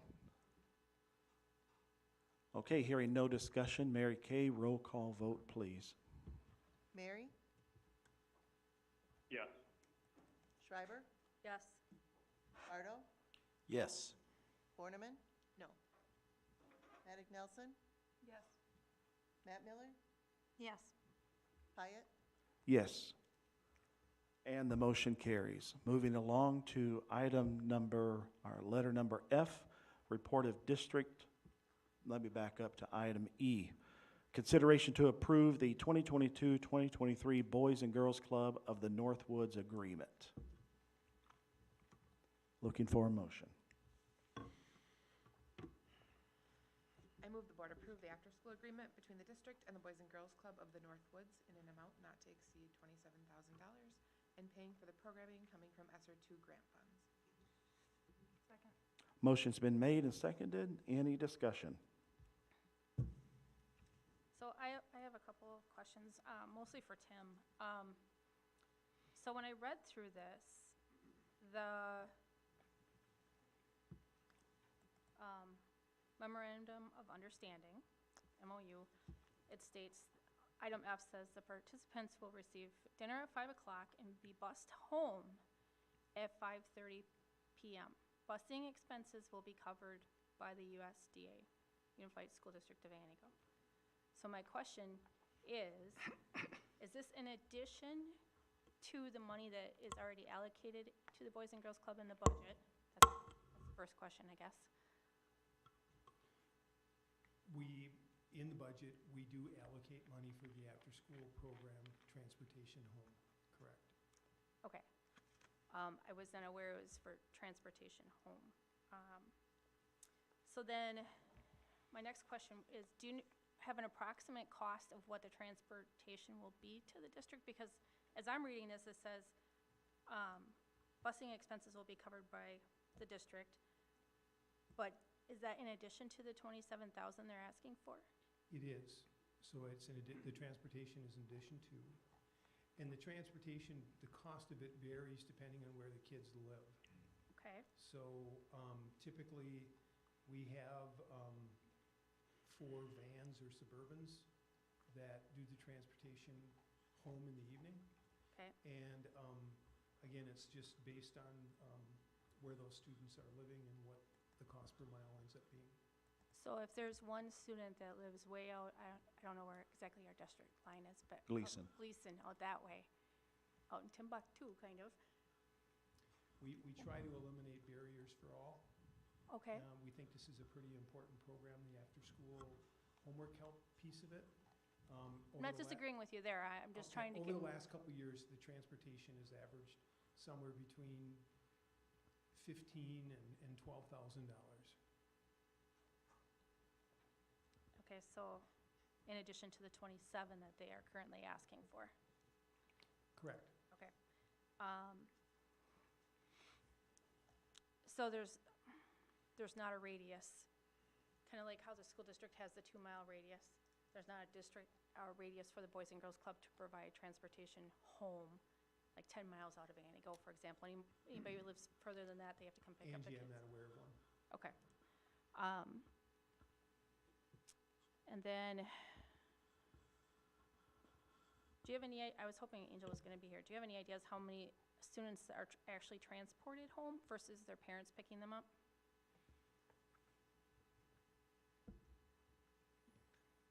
I don't have accurate numbers right now.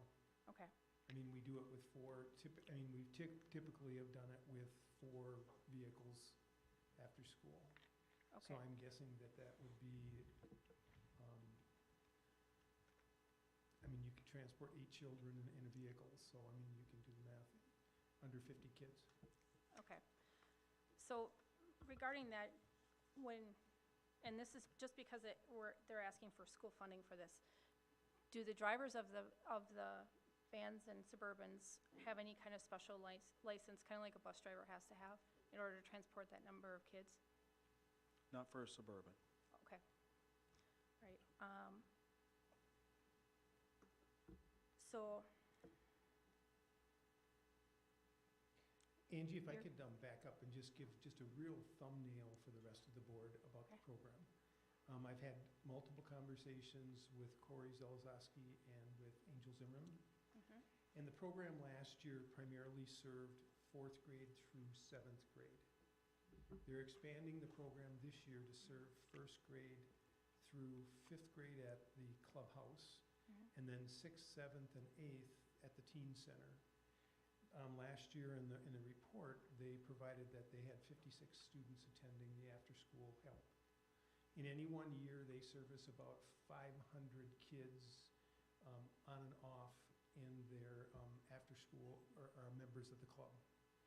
So this year, they're anticipating with the expansion to serve about 100 students. And which is really quite surprising. For the additional $2,000, they're offering a much broader program to students. And I don't know exactly, and Julie, she talked today about if the kids attend so much, they can receive a summer membership for free as well. Right. yeah, I did So, read that, yep. Yeah. So I think, there are children and they're assisting with the benefit, and that, my personal opinion is it's a very great value. Yeah, please nobody take that as, I Yeah. think the program is not I a good idea. I understand. think it does great, it definitely helps the kids and stuff like that. My questioning is more on the back end of the funding part of it. And trying to be a good steward of taxpayers' money. Understand? Because, that's part of the communities looks to us to do.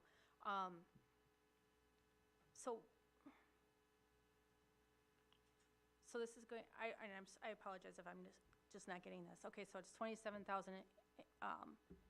in addition to the cost of the transportation, but is the 27,000, is that an increase from, I think it was at 22 or 25 that we had budgeted? Last year, it was 25,000. So is it in addition to, or is it replacing? It's $2,000 more this Okay. year with the expansion of the program. Okay, thank you. And I just want to mention that in the Boys and Girls Club parent and student handbook, under the subtitle of what we do, it talks about transportation, collaborating with the Unified School District of Antigo and the Rylander School District. We are able to provide after-school transportation from elementary schools to the club. There's no mention of, anywhere in any policy that I found on their website, stating that they give transportation home to students. So this was like all new to me. I was like, what? I didn't know that they did that. Not saying it's a bad idea, I'm just saying that the policies aren't matching up with what they're asking for. And regarding that, they also charge parents for the busing from the elementary schools. And again, it was all elementary schools to the club, not to the middle school and then walk to the club, because that would be of no cost because they're going to the middle school, right? But they're charging, and it's $35 a month, or you can pay a lump sum busing fee of $225 per student. So they're charging the parents for this, and we're paying from the district $27,000 plus the cost of additional transportation. So I did, we had a conversation, I think, last week regarding this exact topic.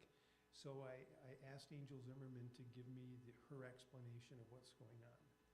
So they have students that are part of the after-school program, homework help program, and then students that just are members of the club. They ask parents if their kids are members of the club and want to participate to coordinate that transportation needs with the club. So the club designates one staff member to, let's say a student only goes 3 days a week, or they're not going this week. The parent coordinates with the club, and the club coordinates with their buildings.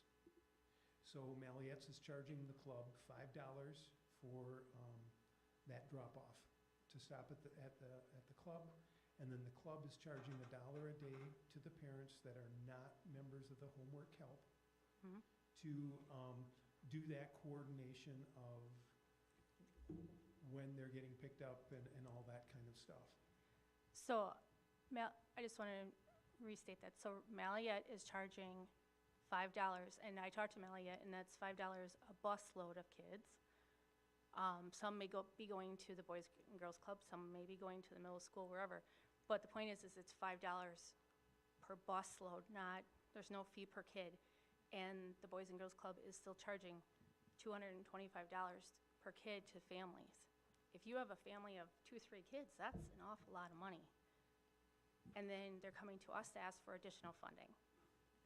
My personal opinion, I love the programs. I think they do a great job with our youth. However, I don't think that this is a very responsible use of taxpayer money. I just don't. So Tim, something I caught today that I didn't catch before is homework help. So if students are signed up for homework help, that transportation is what's covered by this $27,000 in addition to the $12,000 to $15,000 that we already give, correct? Is that what I heard you say? The program, the after-school program, is designed to first coordinate with the teachers and with the principals about what the kids are lacking, where are they behind, trying to get the kids back on track. And those kids, it's not 2 hours worth of free time. They're doing homework help first, being a part of that program, and then if there's time afterward to do enrichment. So if my kid signs up for homework help, there's no cost to you as a and parent. Dave's kid does not sign up for homework help, there's where the cost is Correct. from the Boys and Girls Club. Correct. For membership. Yeah, for the membership, yeah. Yep. Which They're is not going for homework help. They're going on their $25 own. a year Yeah. during the school time. And then unfortunately, whatever the club is saying to the families to pay, that's honestly between the club and the family, correct? Correct, but I don't think it's, knowing that, I don't think that it's a very good use of like taxpayer money, because if I'm a parent and I have to pay, you know, $200, $400, $600 to send my kids from North Elementary to the club, and then to find out that the school district is paying $27,000 plus additional funds, I think if I would have a kid that's going to the Boys and Girls Club, I would sign them up for the homework help. Right, at no. And then it would be no cost to the parent. No, it doesn't say that. It says that for the membership. It does not say that for the transportation. Nowhere in here does it say that the transportation is waived if you are a member of the homework club. Also, I just want to say is last year, the Boys and Girls Club team members came to the middle school and did the homework program at the middle school. But then if the kids got done early with their homework, they couldn't participate in the other That programs. was 2 years ago, I think. Was it 2 years ago? Yeah. Okay, all right, I Yeah, apologize. yeah. They walked them So last 2 years? Yeah, It works much better this way. At their facility. As Amy and Heather can tell you. And so again, just what that, Tim and I were talking, what that $27,000 does is helps those kids. And now they've added all of these grade levels for just 2,000 more. So we feel like that is a tremendous gift, if you will, because so many more kids and 2,000 more. I understand what you're saying, but I also agree with Danny that the other charges are not the business of the board tonight, but the after-school program is our business, and it's successful. Tim, just to clarify, we're paying $27,000 to the club for them to do homework help and have people there to do that for us. And then, in addition, we then spend $12,000 to $15,000 to bus them home. Correct. Thank you. And this also includes food, which is not a small amount of money either. I mean, because cost is going up. I see where Angie's coming from, and I would hope that parents that are watching would get the message, I'm going to sign my child up for homework help. But but the transportation cost is not waived even if you're enrolled in the homework help, is what I'm saying. I do not see that anywhere in here. I think then that would fall upon the parents to negotiate that with the club, not the board. Yeah, if I was a parent, Absolutely. I would be refusing to pay it, because I think that's double dipping and that's ridiculous. Yeah. Tim, who do we get who provides the transportation? We have the vehicles or the Suburbans, but who are the drivers? Marriott's employees. Okay. And so my feedback on this discussion is two different things. The first is, last year, I think it was 50 kids or under, approximately, that were provided transportation home, which I support, and I think that is wonderful. My concern is, earlier we shared there's about 50 kids within a 2-mile radius of their school that aren't getting transportation. So that's a concern, because it's Marriott providing the busing home for the after-school program. So we would be funding that, but we're not, and I know that there are barriers and driver shortages, so that obviously is a significant part of that morning busing or school busing. But I think it's fair to at least discuss or throw that out there. The second thing is maybe a cap on transportation costs. That would be the only thing. We're looking at maybe doubling the total number of enrolled participants in the after-school program. I'm a big supporter of it. I think it's great. I love the collaboration. I want to continue. But the one part of the contract doesn't cap transportation costs. So that could be something perhaps the board could consider of even just not to exceed X amount. So those are my two thoughts. I could certainly, at the October Finance Committee, review the mileage and provide the board with a mileage update on the program, because it's going to take a couple of weeks to get it shook out And then after that, it's usually pretty consistent from one month to the next. Or maybe we could use a baseline of the average cost over the past X amount of years, you know, knowing that there's a higher enrollment number, so that could be more expensive for the transportation component. Maybe we adjust that way, but I'm hearing that there's some concern specific to the transportation component, and so maybe that is a way to alleviate some of those concerns while still meeting the need. Trina? So this is our after-school program, right? We don't have like an addition to an after-school program? This is the after-school program, right? For that purpose, yes. I mean, kids stay after school for other reasons. Right, but right, but this is yes. like the home. Correct. Okay. So if transportation costs $15,000 and they're asking for $27,000, for $42,000, which is our starting teacher wage, we're getting all of these things. I mean, I guess we're keeping kids safe, we're getting them homework help, and we're providing them a meal until somebody is safe to be at their home. Like that, to me, that's a bargain, because it's a lot of kids for the wage of one starting teacher without salary and benefits. Correct. And either way, we'd have to probably pay to get them home. Some of them might live in the 2-mile radius, absolutely. But this is the first year we've ever done no transportation for you if you live within the 2-mile radius of school. So really, either way, we'd have to get you home, and a bus is probably more expensive than the Suburban. I don't know that, I'm assuming. I don't know, I think if we, that's how I'm looking at it, because that's a lot of services for one starting teacher wage without salary and benefits. Okay, so go ahead. So I think last year was the first year that we provided in bus pickup to the cities. I think we did that a couple of years in a row. 2 years? Tim, Okay. yeah. Okay, all right, I apologize. So, Yeah, that's okay. okay, so 2 years. So it hasn't been that long that we offer this service. And going back to what Jill had said, could we come to some kind of like, compromise where we put, a certain amount towards, I guess the transportation for the Boys and Girls Club. We're not gonna pay for the whole thing, but we'll pay for part of it. And then maybe the additional money we put towards Malliot so that they can get not only enough drivers to pick up the city kids on their routes, but also have backup drivers, and pay them well enough that they're gonna wanna deal with a bus full of kids, morning and night. Fortunately, with the after-school program, the homework help program, the bus drivers are done, and much of the time, they will rotate, take turns, so that way they're getting a little extra pay for that. So the bus drivers that are being used in the morning and afternoon, then they swap those 4 around throughout the whole staff to get that extra couple of hours taking them home.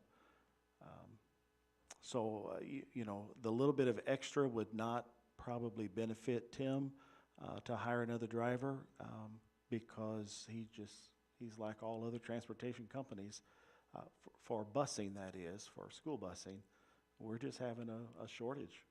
Just like we're having a shortage of nurses and teachers and all these other professionals. It's tough. Dr. Sprague, are we promoting the transportation component with this? Perhaps that's one way we could help alleviate the transportation burden for those under 2 miles and under, at least for the transportation home as an option. I understand, it would be later than after school drop off, but it is one way we can utilize the supports in place with the club and also help with some creative problem solving to support families. I think the club advertises more, Heather left, but Amy, do you recall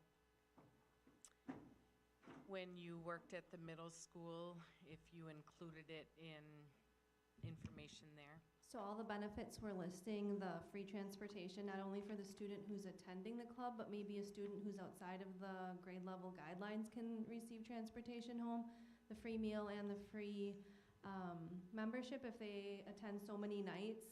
They have like a punch card, and if you attend so many, you have a free membership. All of those things are part of the application, and when we work through that with a family, we talk about all those benefits for the students so that they understand how we're trying to provide them with this service after the school day. Thank you. The other thing is technically, and I agree, it was good that we talked about the busing. However,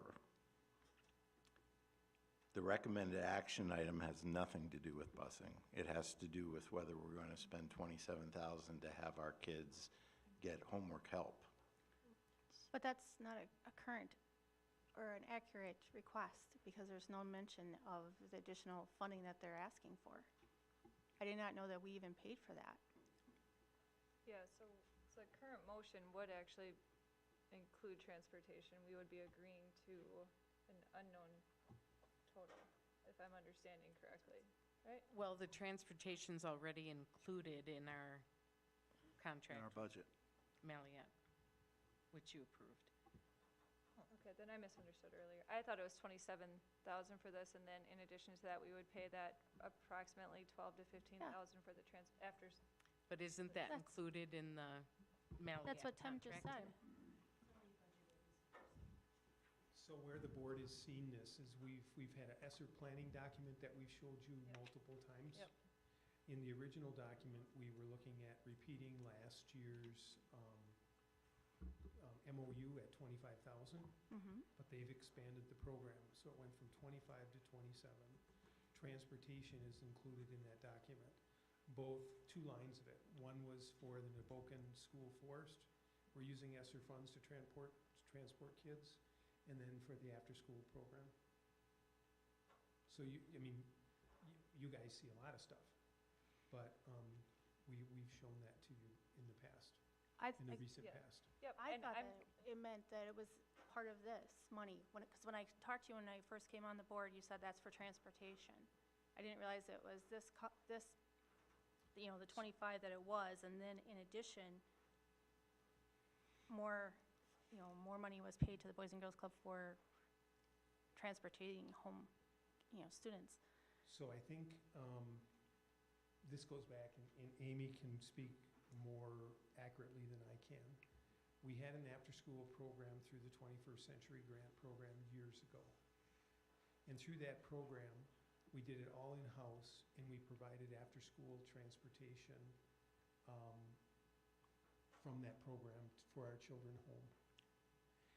The Boys and Girls Club had been partnering prior to the consolidation with between Mid-Wisconsin and Mallette's. And in fact, Mid-Wisconsin had the transportation agreement as part of their busing.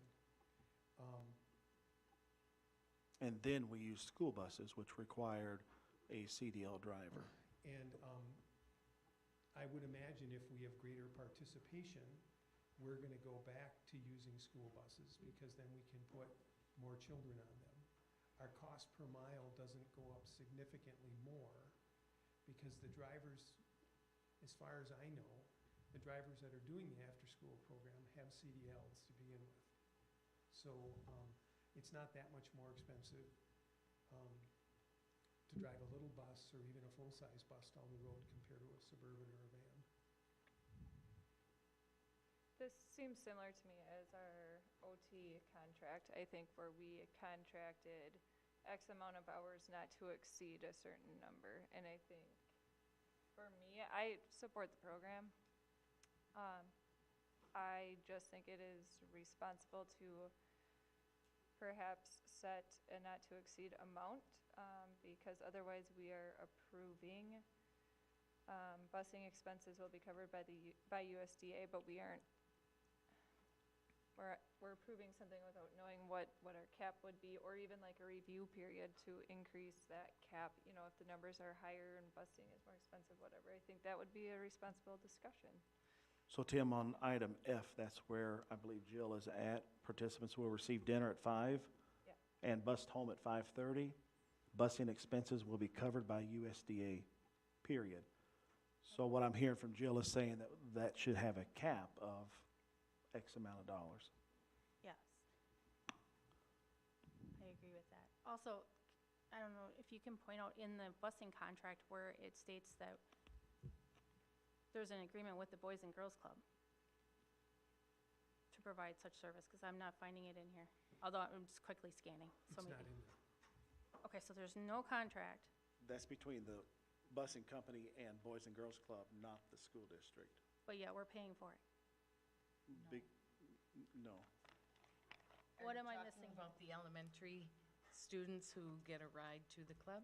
No, I'm talking about the busing home that we're talking about, because you said that there was an agreement with Maliette to provide the vans and the Suburbans and the drivers to take these kids home. In general, Do it. the statutes require, when you look at after-school activities, and maybe the Boys and Girls Club, by the letter of what you're saying, it doesn't apply. But we have typically with school-based activities, whether those be co-curricular or academic in nature, we follow the guidelines when more than 9 students and a driver, we use a school bus and we use school transportation.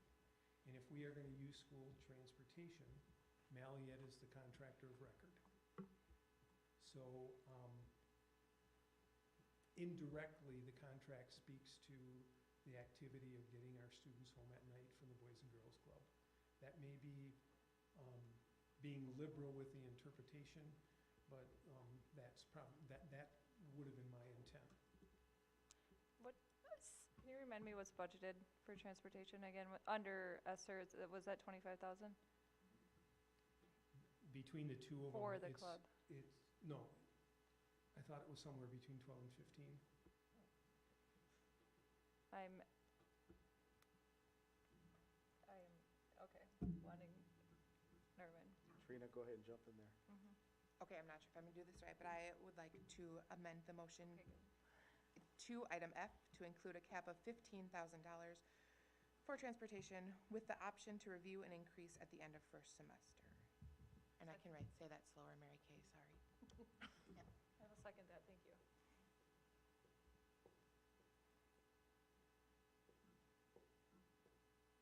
Mary Kay, you're still writing. I am, with an option to, Review an increase at the end of first semester.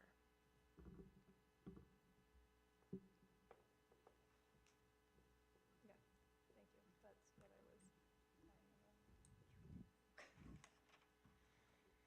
All right, Mary Kay, can you read that back to us, please? We have an amendment to the motion.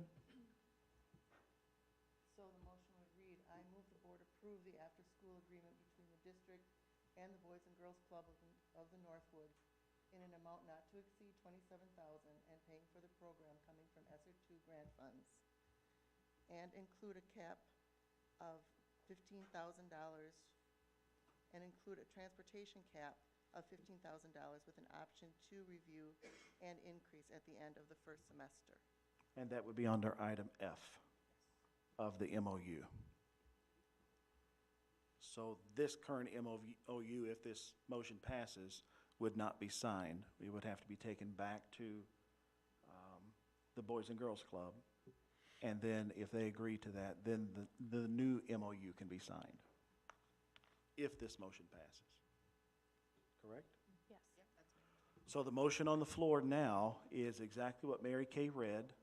Is there any discussion to the motion of adding the language of capping the busing to $15,000? So questions have to be directly Related to that, yes. I have other questions. Okay. Hold on to those. Okay. With that review at the end of first semester. Any other questions? Mr. President? Yes. Yeah, if I could. To put a cap on transportation, we're going to put a cap on how many kids they will serve. And I know they have expanded to, so they're using both of their buildings, and we expect that they would get more kids. And we think this is a beneficial thing for our students. And I just don't see the point of capping something for an additional $10,000 in transportation costs is probably what it's going to cost us. And, why try to limit that expansion when we know we got to do something about improving our scores? And a lot of that happens in our schools, but some of it happens at that Boys and Girls Club. And it's a real bargain, and I don't see why we should cap it. I don't think anybody's disagreeing that the program is not of value. It provides us with consistency in what we approve or don't approve. It also allows us the flexibility to adjust and establish a baseline number, especially if we're going to use ESSER funds. We can be more intentional about our transportation costs to adequately budget moving forward, but it provides us with the opportunity to review and increase that spending specific to transportation. My thought and support behind the amended motion is that it shows fiscal responsibility while also allowing for flexibility. I agree with, sorry, you have more? Part two is just going back to, I think it's important when we discussed earlier how many students do not have transportation provided by the district to and from school, that we are at least recognizing that also. I agree with what Jill said. My question is what amount are the Boys and Girls Club paying of this? Is this paying for the whole thing? Are we paying half and they pay the other half? I don't know if those numbers can be determined until after. Well, we could look at, after our you see. past contracts that apparently we've been in. That was misunderstanding. So, I mean, I think that's, Andy, when you talk about, not, limiting the number of students served, I think the Boys and Girls Club can also help pay for some of this too. It doesn't have to be all on the school district.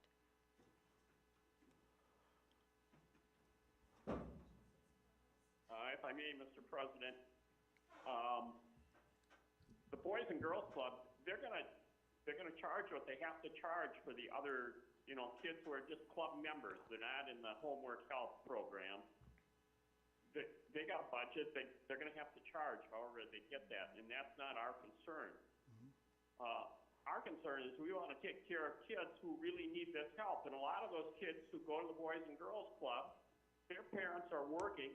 They don't have time to help them with homework when they get home, and this is a great benefit for them. And what are we going to do when we bring this back? I don't know when we're talking about bringing it back. And what if we say, oh, no, we're not going to give you any more money? What's the Boys and Girls Club going to do? Are they just going to stop serving those kids? So to speak to the staffing needs that we've had in the past, we have a person who came and picked up the kids from the middle school and physically walked them over to the club. So they provide at least one full-time staff dedicated to the students who are in the program, if not multiple, who arrange for different extension activities. They first work on what is assigned from the school, but then they provide additional platforms for math skills, reading skills, comprehension skills. We try to align the same types of activities that they might do in a classroom. So it might be some online materials, it might be some physical materials with books and things that we've discussed as far as curricular needs. So there's at least 2 people in the past. That was only with one site, and now we're adding an additional site at the teen center, hoping to expand the numbers. So that's what I know as far as staffing. When we used to run that program at the middle school, we did have a grant. And we had more limitations because if you go overtime with some of your support staff, plus you had a teaching staff supervising that after a full day and organizing the transportation every day, which changed. They have someone organize the transportation for us at the club. That's a third person that I guess I wasn't considering. So there's at least 3 people participating in the past for those hours that the students are there, approximately 2.5 hours after school every evening. Thank you. Okay, the motion is on the floor and was seconded. This is the amended motion. Any other discussion? What if, I'm just going to play, I guess, devil's advocate here. What if there was, ever an accident, heaven forbid, of course, none of us want that to happen, and we don't have a contract saying who's providing the vans, the Suburbans, who's driving, nothing, we don't have anything to cover us legally for this as well. Tim, I would But- say, in an accident situation, your first person is going to be the busing company, correct? Well, we don't have a contract, so what if the Boys and Girls Club has one of their members driving? We don't know, because there's no contract saying that. And I know I'm beating You know, this, and but Angie, I just, you could argue that Friday night's football game, wherever we're going, we don't have a contract for that game. We don't, you know, we have a rate schedule, we have an agreement. we have a contract with signed the bus company for that. Contract. It was in the contract to provide. And Malliettes, as a part of that contract, is providing transportation Yep. for those children home. So their liability coverage would be enforced. Mhm. So, because there's nothing in the contract, the busing contract, and we have not had anything provided to us from the Boys and Girls Club. I know I'm beating this to death, but I'm just saying, there's the proper We're not procedures. contracting with Maliette for this transportation. The Boys and Girls Club is contracting, we're just giving funds to the Boys and Girls Club. So whoever is behind the wheel of that vehicle has to meet all the requirements and satisfy all the driver's recommendations from Maliette. In the event of an accident, as Tim said, Mhm. the driver for Maliette is the one that's going to be responsible, and Maliette Bus Company is responsible. Now, if I'm driving my own car, then I'm responsible for those kids that are in that car, not the school district. Danny, as a point of clarification, we are paying the bus bill. Yeah. We are getting. Thank you for clarifying A that. specific invoice for the Boys and Girls Club transportation home. We're paying it. But it's considered an extracurricular activity, thus how it's in the contract. Correct. So we have the same instance as a football game. It's an extracurricular. Can we have that, can we just verify that with Dean Dietrich so that we limit our We don't need to. It's in the contract. It's an extracurricular activity. after school? Yeah, yeah, because it is a viable after-school program. Correct? Yeah, we're paying Okay. $27,000 for it. Yeah. Okay, I was just trying to limit the Yeah. school's liability risk. The school would not be the first liability. It would be Maliette Bus Company, as with any transportation with the bus company. Mhm. They're the ones that's liable. Okay. Mr. President, I'd Yes. like to call the question. Okay. Question's been called. Roll call vote, please. On the motion, the amended motion. Schreiber? No. Bardo? No. Borneman? Yes. Maddox Nelson? Yes. Matt Miller? No. Mary? No. Hyatt? Yes.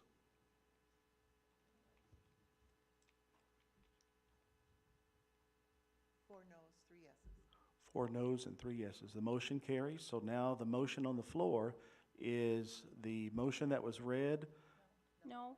Sorry, Motion failed. thank you. The motion amendment failed. failed. Now the motion on the floor is the previous motion, which will be, as you look on your board docs, I move the board approve all the way through SR2 grant funds. Any further discussion? Mary Kay, roll call vote, please. Bardo? Yes. Borneman? Yes. Maddox Nelson? Yes. Matt Miller? Yes. Mary? Yes. Schreiber? No. Hyatt? Yes, and the motion carries. Item letter F, report of district new hires. Looking for a motion. I move the board approve the following new hires. Justin Grivetter, tech ed teacher, Rebecca Onesti, 4K teacher, West Elementary, Devin Pitcher, AHS, English Language Arts, Ian Weber, AHS, English Language Arts, Emily Ferlano, school counselor, Scott Sigmund, behavioral strategist, Samantha, thank you, Layer, full-time substitute teacher, Janalia Berg, middle school special ed instructional assistant, Alicia Mizuski, middle school special ed instructional. Is that where I am? I'm sorry, now I'm like Yep. losing lines. Now you're at Patty. Patty Pellman, special education instructional assistant. Michelle Napkevich, high school library clerk. Andrea Olson, East Elementary special ed instructional assistant. Haley Williams, East Elementary instructional assistant. Zach Sheldon, East Elementary instructional assistant. Don Miller, high school study house supervisor. Jeffrey Lundwell, West Elementary special ed instructional assistant. Vonda Solon, lunch assistant. Stephanie Souza, lunch assistant. Savannah Mishler, payroll specialist. Second. Motion's been made and seconded for a very lengthy new hires list. Great job to the administration. So, Dr. Sprague, are there any other certified teaching staff positions that are open? You're ready. Why, yes, there are. So we still have posted a school social worker, and these, we just haven't had applicants. You also approved targeted support teachers, 3 of those. We have not had applicants. And as Heidi and others will tell you, we can start the first day of school without somebody in those positions. So not to minimize them, but we can go on. Behavior strategist at elementary, we don't, we do? Oh, I'm sorry, okay.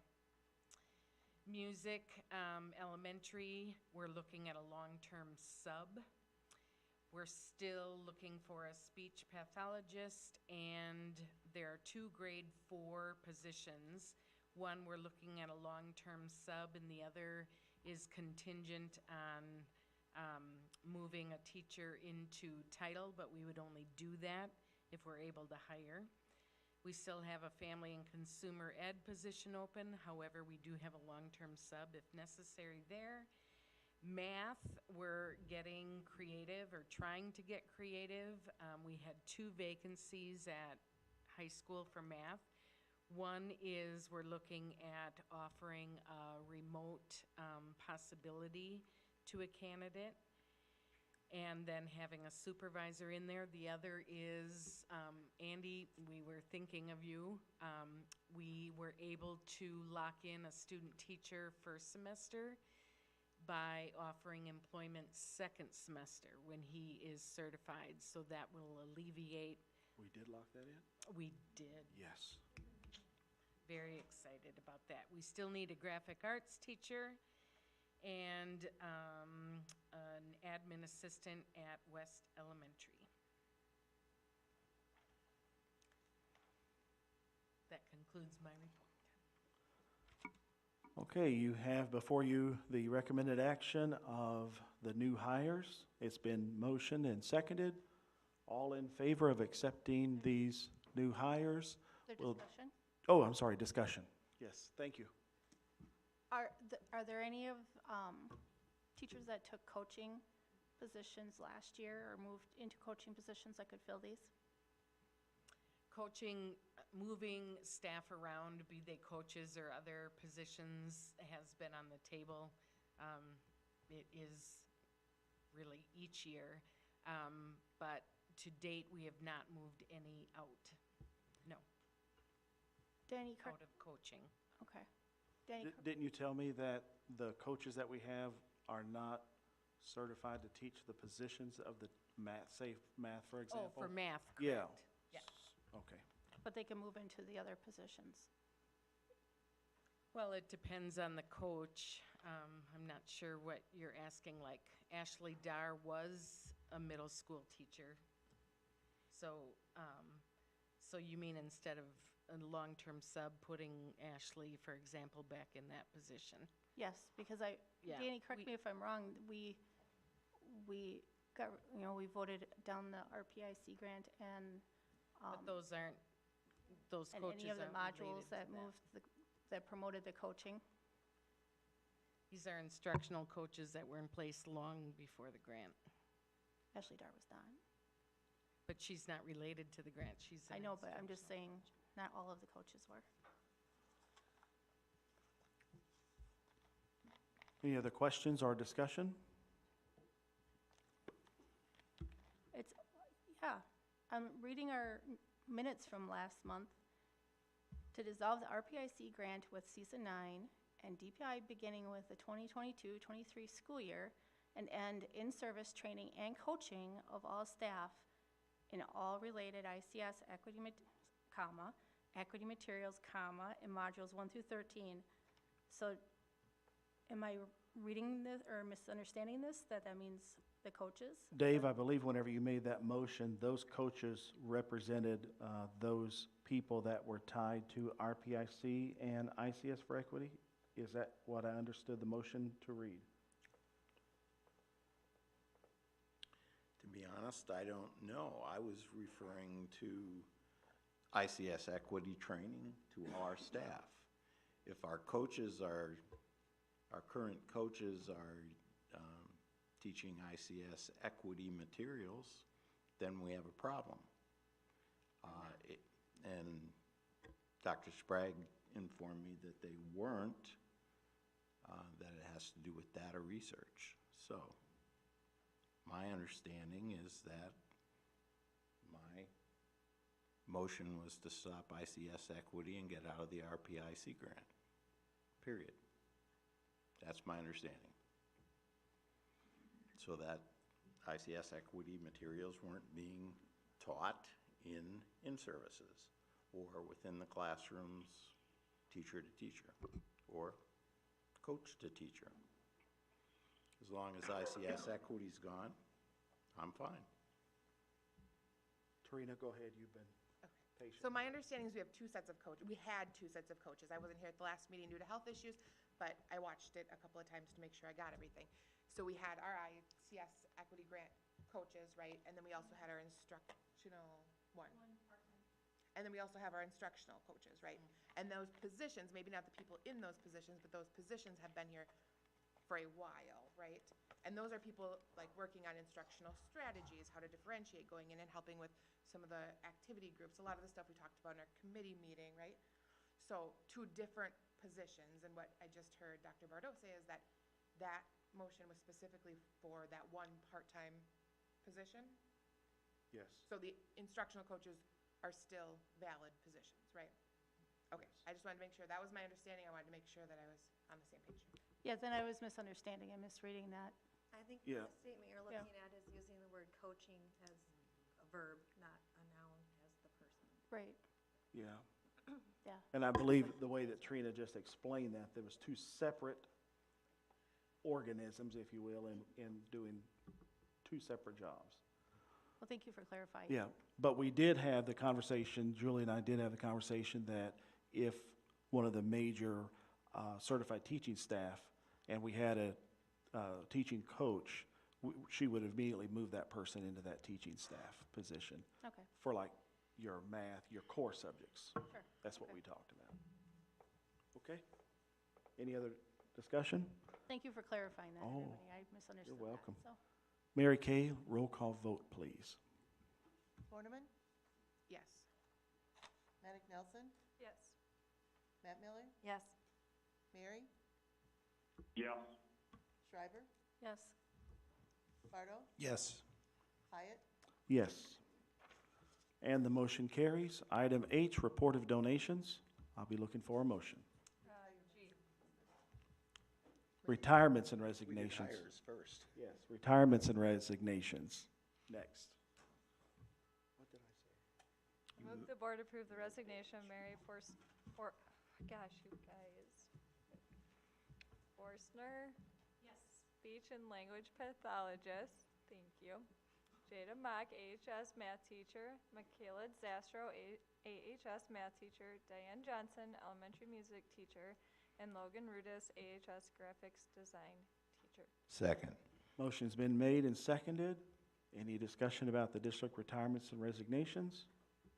Statement for district retirements and resignations and new hires. I apologize to each person that I mess up your name. I'm glad you had the courage to read them all. Me either. Just want to thank each one of them for their service and their time here at the Antigo School District as well. All in favor of accepting the district retirements and resignations, let it be known by saying aye. Aye. Opposed, nay. And the motion carries. The report of donations. I move the board accept the following donations: $150 from Colleen and Roger Bowman for Fill a Backpack, Fill a Need. $750 from Covantage Cares Foundations Incorporated for Fill a Backpack, Fill a Need.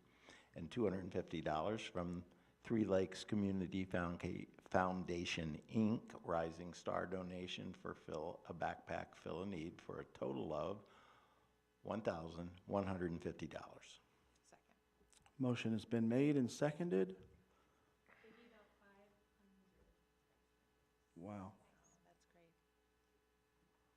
All in favor of accepting the wonderful contributions for Fill a Backpack, Fill a Need, where students received 500 backpacks? Let it be known by saying aye. Aye. Aye. Opposed, same sign. Then it's carried. I need to make an announcement that I should have made at the very beginning of the meeting, per our school board attorney. Item 6, closed session, is no longer on the agenda because it is not needed.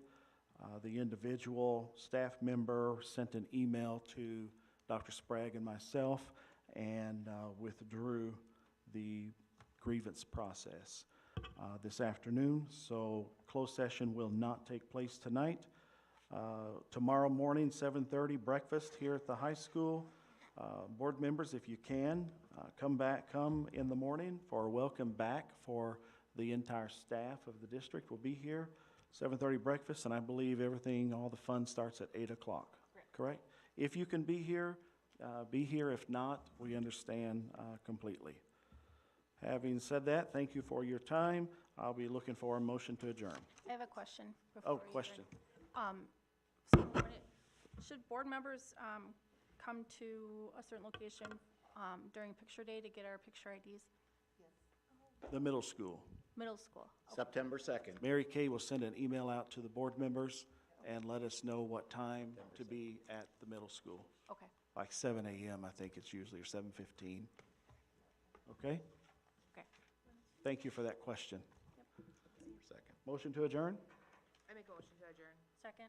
Motion's been made to adjourn and seconded. All in favor, say aye. Aye. Opposed, turn the lights out. I